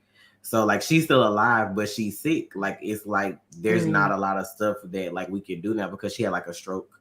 So she's like in a nursing home, and it's all because of my fucking stepdad. That's why I said I hate my stepdad. So that's why I always tell my husband, like, as much as I love you, I love myself more. I would never let a man drive me to the point where like I can't be here for my kids. And so that's why I was like, I try to do stuff with my kids now because like me being an only child, like we never had like those mother-daughter days where like, oh, let's go to the mall and shop, or we got our nails done. Like we didn't have that. And then it's like when I got to the age where I could do that for her, like, oh, let me take you here, let me do that. I couldn't. He took that from me because he got her to a point where like she was so stressed out, like she had a stroke, and it just kept getting worse, and then she wasn't taking care of herself on top of that. So it was just downhill, and it's still downhill, and it's still like it's just like a lot to unpack with that. But it's like my grandmother, like I said, we kind of became closer after my granddad died because I was spoiled. Like he was the only dad I knew. So like he spoiled me. He was much older than my grandma.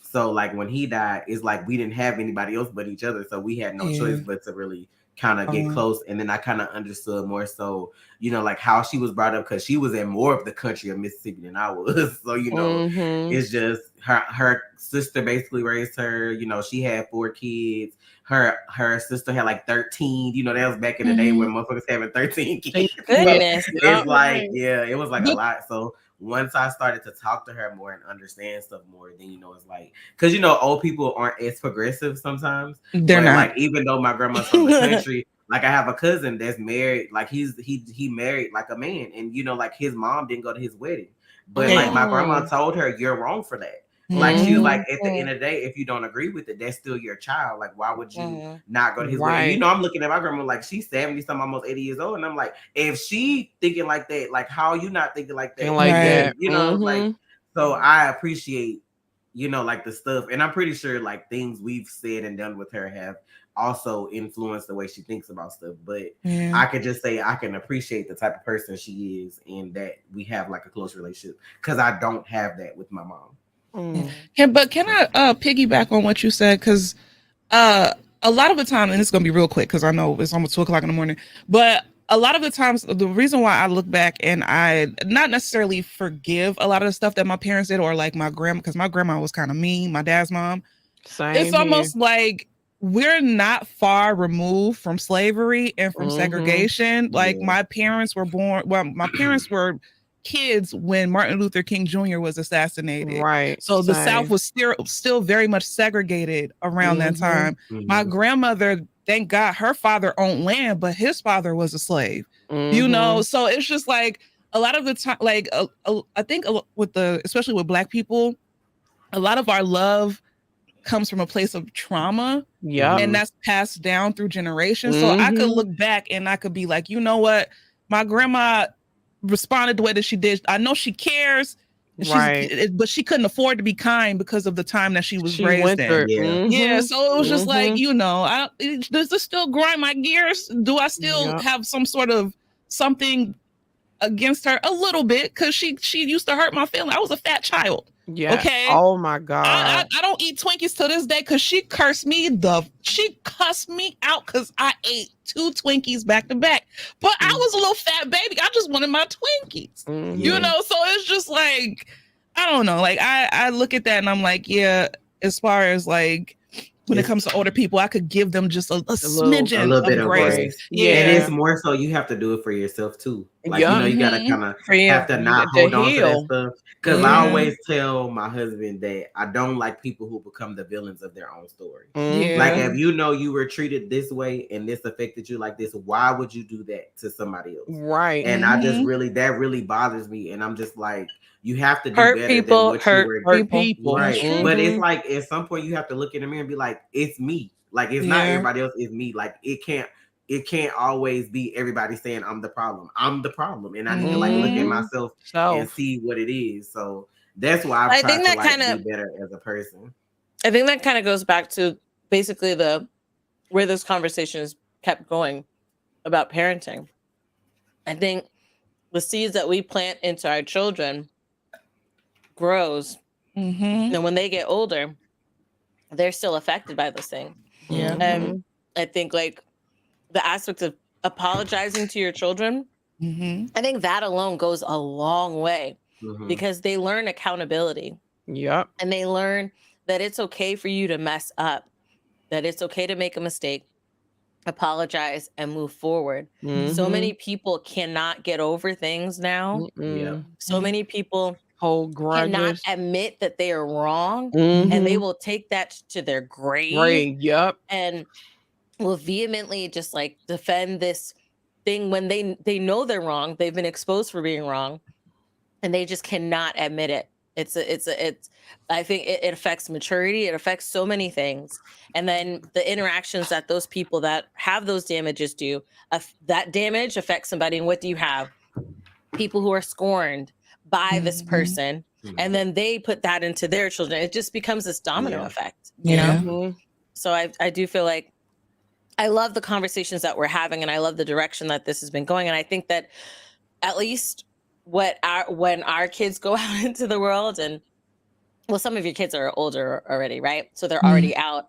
They're planting and helping to continue planting better trees out there. Eventually, if more people are doing similar things or agree with these thought processes or have a version of it to some similarity, the world will eventually be a better place. One funny thought I had, like when Leash was talking about, you know, her parents were alive with Martin Luther King. I keep wanting to say MLK, Martin Luther King.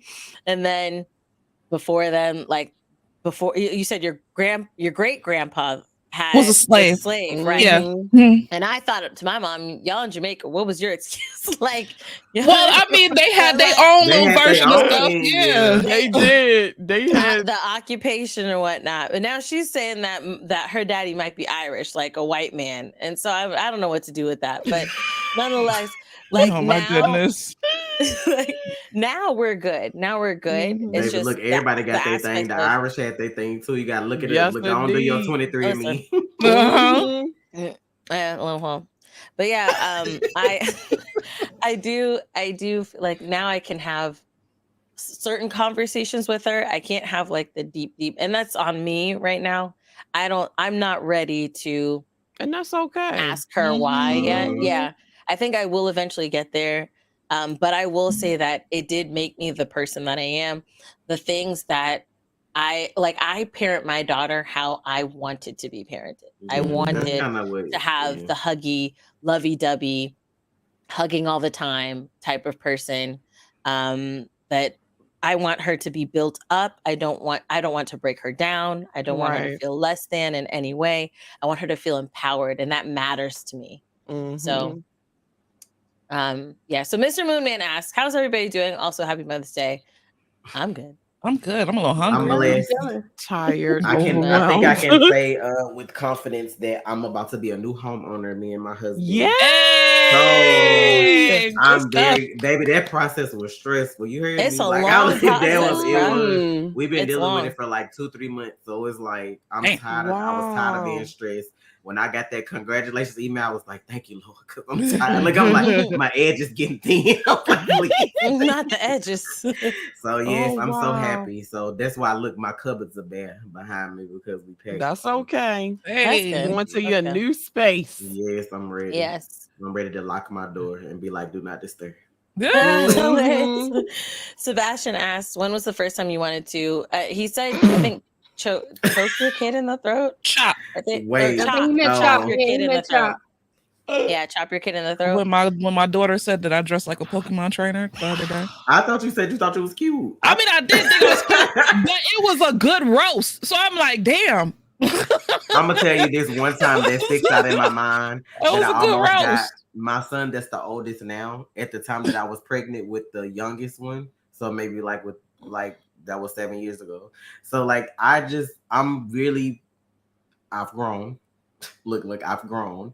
I don't like when you ask somebody, did you do? Like, if I'm asking you, did you do blah, blah, blah, I already know you did it. So I don't like when you lie to me like that. So like, I'll never forget like sitting on the couch and then my son was like down the hall and like on the staircase. And I remember asking him if he did something. He just kept telling me no, that he didn't do it. And I kept asking. And before I knew it, I had shot up off the couch and was at the stairs, full blown, like 8 months pregnant. And like Trey had to like bust out of the bathroom and like jump in between us because I was like this close. And when I tell you, I'll never forget his face. It looked like he had seen about 10 ghosts. Trey was like, girl, if you don't sit your ass back down on this couch when this baby come out here. But I was this close to snatch him because like, do not lie to me. Like when I'm asking you if you did something, I'm asking you more than once. I already know you did it. But the pregnancy hormones was on 1,000 too. So it was like that helped the situation. But when I tell you Trey probably saved his life, y'all. Oh my goodness. Like the way it was like we had like a half bathroom, and like if you come out of the half bathroom, the stairs go up. So like he just like, I'm coming down the hall, Trey coming out the bathroom, he coming down the stairs. He had to like intersect in the middle, like please. He was like, whatever your mama asking you, his eyes are so he's like, please tell her the truth so she can sit her ass back down. That's funny. But I'm just like, I'll never forget like that moment because like, girl, I was hot. I was hot. I can't remember the first moment. I know it happens sometimes because even though she's 4, there are times where I just have to look at her and be like, I just want to sit you in the backyard by yourself for a little bit. Not in the backyard. Wow. We have a fence. So she'll be okay. But I can't remember. I can't remember the first time. But she tries. She tried like kids will try. Huh? Yes. It touched you. Yeah, a gangster. Because they're the only ones who know how to push your buttons. So it's just like my buttons don't get pushed that often, but my daughter knows how to right up in there. Thing is right up in there. And then the last question we have is, do any of you have the siblings? And if so, which caused more chaos during your youth? I was told because I was the middle child, but they're liars. I don't want to hear it. No comment. I'm an only child, but I have 3 kids, so I can say that middle child.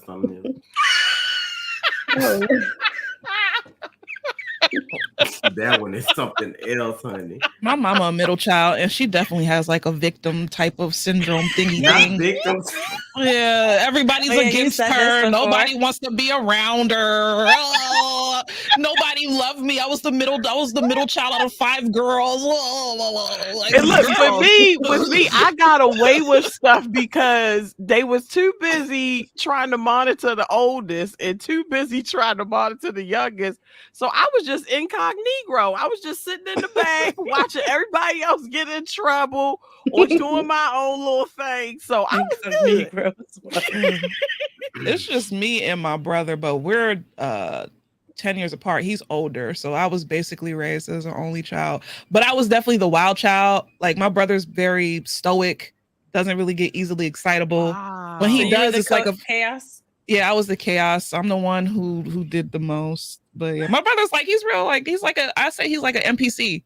You know, he gets up, go to work 6 days a week. You know, wait until he got married to have a kid. Yeah. Don't get beat up calling people NPCs. He is an NPC. My brother is just very like, he does what he needs to do.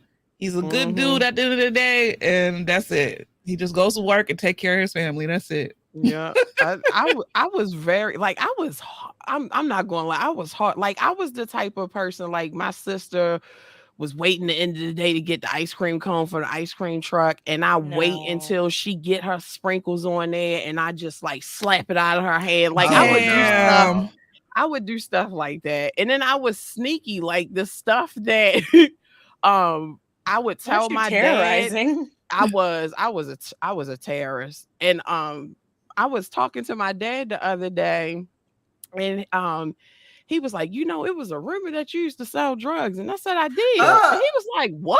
And I was like, yeah, I did. And he was like, what? He like they did, because they didn't pay attention to me. Like they were paying attention to that. So I was just doing my own little thing and nobody noticed. So do you think you did it? Do you think you did it because you wanted them to pay attention to you, or you was just bored? I was bored. I wanted nice things, being greedy. Yeah. Slanging the cocaine. Yep. All my siblings was way older, so. Oh, you were basically raised as the only child. Yeah, baby. So I know one thing I'll never forget: my last sleepover, because I didn't have siblings, so my cousins used to come over, like, because in the country your cousins might as well be your siblings because they're all the time. I hated when they came over, because if one of us got in trouble, we all got in trouble. All of them, yeah. But I'll never forget my cousin's dad. Like when my aunt died, she died like pretty young, but he got remarried. I couldn't stand this bitch stepmama for nothing. But she, like because she was like that lady that, like, if you came and spent the night at their house, even though you're a guest, you got to do the dishes, you got to sweep the floor, and then she always, like comment on your weight, even though her shit was popping open. I'm like, I don't like that shit, but like. But she, her daughter was cool though. Like I messed with her daughter. Like my cousin's stepsister was cool. I'll never forget. My grandma didn't like you. My grandma wasn't the type to let me go to sleepovers and stuff like that if she didn't know like your folks like that. So they just, oh well, please, like my cousin was gonna be there. She was like, she didn't want to be there with them by herself. This is the stepsister's family. That was my last sleepover because them bitches was playing Bloody Mary and Candyman, and I forgot how old I was. But I'm like, what black people do this? Like what? Like why y'all this like, right here? This? Because like they had like older siblings, and the older siblings was the one coming in the room where the younger ones was like where I was at, and then playing. This was like I had to be like 12, 13, I know, somewhere up in there. And you coming in here cutting off the lights, saying Candyman and Bloody Mary. We don't do this shit at our house. I was like, y'all finna have to take me home because that's nice. When I did the Candyman thing, I did it on a packed school bus because I was like, if this thing works, we gotta be in the dark. You gotta be in the mirror. In the dark. We did it in the bathroom. I did it in the daytime with the full packed bus of kids. So if it had worked, we would all been gone. I didn't go to sleep. I'm over here like, y'all finna fucking where your mama at? Because I'm like, somebody finna take me home. Because why the fuck they playing like this? This is my first impression of your peeps. Like I haven't even been over here nothing but like a couple hours. And as soon as we get in the bed, this what your fucking people do? Like, and they grown, they like almost grown, they like high school to get out or college age playing. Bitch, I'm 12, 13. Why y'all in here like that? Like, you not even a part of the sleepover. Like, why are you here? You're not we did that, and my dad heard us, and he went in the basement and like shut the lights off and the circuit breaker. We almost feed ourselves. I really was like, I'm not playing these your people because like this. This impression you trying to make don't never ask me to come over to this bitch no more. That is wild. I ain't go to no more sleep. I kid you not. That was my last one. That'll do it. Why is you because here? For real, if you in a sleepover with like 10 to 13-year-olds, you damn near grown. Why are you here? Like, why are you playing with the light, playing in the mirror, doing shit that black people don't do? Like, why would you do that? That And part. then I was the nerdy girl that like I loved horror, so I knew that Bloody Mary was based off a real person. Mm-hmm. She's in the encyclopedia, bitch. Like, don't play with me like that. Like, She's in the encyclopedia. That's the kind of defense I had. Like, y'all really want to play with this? She's in the encyclopedia. Like, look her up. Yep. Don't look up Elizabeth. Google I'm not her. playing with her. Yep. Yep. Oh my funny. goodness.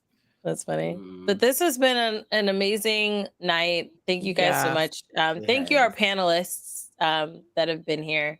Shout out to itzSheera and Miss Pinky. They had to leave earlier because I mean it's about to be 2:00 if it ain't past our it's 2:14. I have not been looking at the time at all. Me either. But yeah, that's the best times, you know, when you just let time fly and you just laugh and nearly cry. Like there are moments where you guys had me near to tears and I was like, keep it together. I'm surprised you didn't. This is the second time we done did something like this and you didn't cry. I'm proud of you. I'm trying out here in these streets. But yeah, there are moments where my heart is full moment, you know. Yes. If I journaled, I would put this in here. If I did. I need to start again because you know. Day but anyways, 137 of lockdown. Like today, I need to. I do want to start doing it. I got to. This mind is going all over the place. I need to settle it. But yeah, which reminds me, later this month we are going to have a mental health conversation. It's going to be with a bunch of creators. I want to have that discussion about mental health in our field and what it's like to do what we do and have mental situations, you know. We did have something similar to that conversation. I want to say last year or the year before. I think it might be 2 years now that we had it. And I do want to bring it back. It is something that I think is important and needs to be discussed more because a lot of people, you know, there are intersections where those conversations don't happen. And I think it needs to. So that'll be later this month. And then in June, we'll be having the Father's Day conversation. That'll be similar to this, where I'll just tell them there's no game. Although I might still choose one because I don't know if they're gonna be as conversational. You know, I hope they will be, but they might be because content creator men love to hear themselves talk. And this is coming from somebody who loves to hear themselves talk. Content creator men love to hear them. I'm a man. That's all you hear.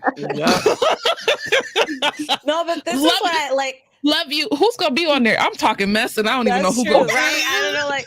Some of them are talkative, but then some will just be like, "Oh yeah, ditto that." I'm like, "Okay, I want it to be conversational. I want you to say more. You know, this is your platform, bro. You know, be you." But yes, thank you guys so much for coming up. Before we close out, if you don't mind telling the people where to find you, and if you have anything that you're doing and you want to shout out, then here is your moment. We are going to start from the bottom and work our way back. So that means we start with you, Leash. All right. I have nothing going on. You can catch me on Twitch. Friday through I switched up some stuff. So Friday through Sunday, I'm on Twitch. You know, I stream late, so you can catch me anywhere from 9. I start at 10. It depends. Mondays, I start. Oh yeah, Sons of the Forest. Yeah. We played it on Fridays. Thursdays, I'm always with Christine. I speak to Christine. Thursday, Friday. We locked in. Christine adopted me. She said, "You're going to be my friend." I had no choice. I had no choice in the matter. So it is what it is. On Mondays, I actually do stream on YouTube now. I just started. I've been doing it for like 2-3 weeks, and I actually like it. So we play story games on Monday. Normally, it's going to be scary games during the weekend. And on Tuesday, I play a game with one of my good friends here on Twitch. And that one's a little raunchy because he nasty. And then like I get a little raunchy too. So it's like that's definitely for grown people. So do not come to my stream on Twitch if you're not over the age of 21. So yeah. That's it. Not even the 18-year-olds can. Not even the 18-year-old. Like you are still not old enough to do it. Exactly. Phenom, what about you?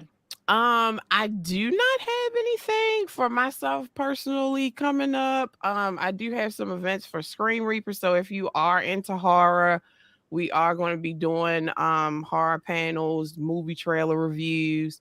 I do stream Monday, Tuesdays on my channel, Wednesdays on Screen Reapers, and Thursdays on my channel, and Saturdays on YouTube. You can find me everywhere. At the Female Phenom. Thank goodness I didn't have to change my name and crap. But anyway, you can find me there, and I will see all of my new friends next time. Hey. I love the A. You can steal it. What about you?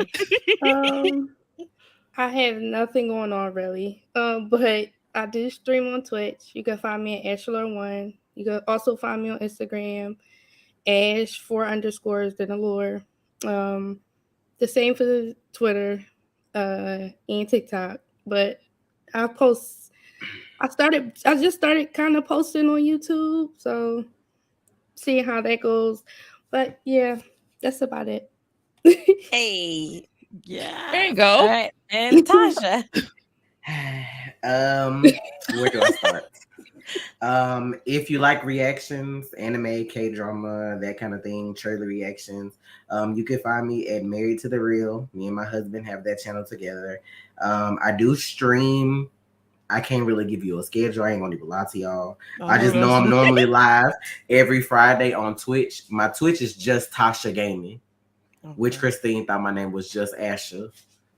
So she doesn't have another T. I thought I was cute by just doing the one T to combine them, and she's like, just Ash. And they're like, this is Tasha. I was like, oh, what Tasha? So it's G-U-S. I mean J-U-S. Just Tasha. And then Tasha, but you know, everybody always think I'm Ash. So that's my Twitch, and then of course my store is Self Care Self Love LLC. Like I said, everybody has to take care of themselves at some point. Even if you might want to take care of somebody else, that's fine too, but you can't do that if you don't take care of yourself. So that's kind of how that came about. And my products, I try to make sure I don't use anything harmful. A lot of people don't know that your skin is the biggest organ on your body. So, you know, you got to take care of yourself. I make natural and vegan stuff. We ain't got no formaldehyde over here, so. So I'm gonna be reading products now because I'm like, read them labels, because there's so much stuff that you think is like good for you that's not. Because like if you don't know, I know like in New York they just banned like a lot of washing powders and detergents for like having certain stuff in it that's carcinogenic and all that. It's like everything now is just like kind of screwed up. So it's just a matter of just picking your battles. Cause let me not do that because I ain't trying to get sued. I ain't gonna call no big names. But I know there's like a brand that I like too that's really big that they sell at like Target and other places. And then you know me, like I make my own stuff most times, but like every now and then I'm gonna be a girl and go splurge and get stuff that everybody else get too. And then I brought it home and I'm like, oh, this shit smell good. Then I look at the back because I have a habit of doing that. Red number 5, yellow number 7. I'm like, y'all doing this? I'm like, y'all, look, I'm over here hurt. Like this is you right now. Wow, Lord. So like, yeah. So yeah, it sucks, but hey. And y'all ladies, do not be shy about messaging me. So I'll hit you up. It may take a week or 2 for you to get it, but at the end of the day, because it just depends on what my load is looking like over here. I might wait until I got like a full stock of new stuff to try to send y'all stuff. But if y'all want something, I would love nothing more than to support y'all that way. So y'all just message me, DM me on Discord, whatever, and I got y'all. Will do. Thank you. Make sure you do it. I'm gonna ask her later. I'm gonna be like, Tasha, did any of them DM you? And I need to send you some new stuff because my summer sense is hidden, girl. Well, you got my address.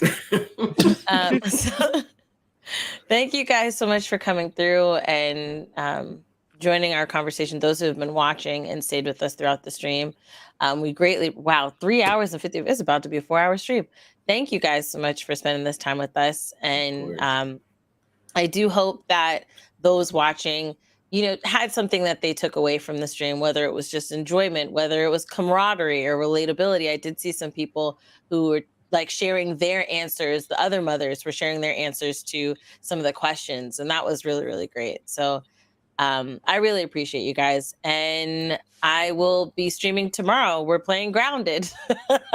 Oh shoot! I gotta see you 3 days this week. Jeez, gee willikers! I'm just playing. I'm excited. Gee willikers! Yeah, because it's gonna be our goodbye episode to Ego. So everybody come out, and so we can say goodbye to Ego because he's quitting us. He broke up with us. He broke up with us. Yeah, we were too crazy. You know, that wasn't his actual reason. He actually works, so he picks up shifts during that Thursday night, so he can't come Thursday nights. But he did also quit us on Forest. I'm like, you can't skip one of them days. Like, do you got to work? Not that do you gotta work to leave? We gotta talk. We gotta. We'll talk to him about it and harass him about it more tomorrow. Oh, definitely. Tristan, you need to play more scary stuff so you can invite me. And I can murder you in Dead by Daylight. If y'all want to play, don't you play Dead by Daylight? Yes, ma'am. Yes, ma'am. Toxic as hell. Let's go. She is like it's. Please don't. Please. It's something. I'm embarrassed. Okay. I'm a toxic She invited me for her community night, and I like murdered all of them. I have voices and everything. It's a good time. She just Dead by Daylight. What is that? Yuck. Not that yuck, please. She's a queen in that as well. Actually, the first time I saw her stream, the first time I saw you, Leash, you were playing Dead by Daylight. That wasn't me. That was you. Yes, it was. We're gonna have to play sometimes because Christine ain't trying to play with me after. I'm down. I'm a survivor man though. I don't play killer at all. I play both, so I like killer. I can do both. I can't do killers. It's too boring for me. I'm like terrified of with you guys because you guys play the game. You know, well, you gotta get into it more. I'm casual. I don't play it like that no more. I'm not a diehard person. Like, I'm not going to, if you mess up a gen, I'm not like, what the f you doing? I don't do that. Oh no, I'm not afraid of that. I'm afraid of the killers. These killers. Like y'all being a killer or me being the killer and y'all being so expert that I don't kill nobody. That is ain't fun. It fun. That's a part of it though until you play it more. Like you gotta play, It's fun. I'll throw it in my repertoire more. Can I just say that as a killer, I love being Michael Myers because just seeing people jump when I'm staring at them is hilarious. That's like high school. Oh gosh. Oh my goodness. Let's we could play. You know the scary game, Leash? Wasn't it? What was that scary game that I was telling you about? Roots of Pacha. That game. Yeah. No, I haven't heard of that one. What is that about? It's kind of like Stardew Valley. It's a life simulator. But it's scary? No. You know, but life is scary. Please, she said no. It is. I am not playing no. If it's like Stardew, that's not. I'm like, please. Like Cult of the Lamb. Life is scary. Life is scary. You know. Have you done one on the Demonologist? I love Demonologist. We played that. We did. Yeah. Yeah, I got the hospital unlocked in Russia. That's scary. Really? We didn't play that much. Thank you guys so much for coming through the stream. We appreciate you guys so much for everyone watching. Make sure you guys follow everybody. Their links are in the description box below. We love y'all, and not you trying to cut me off.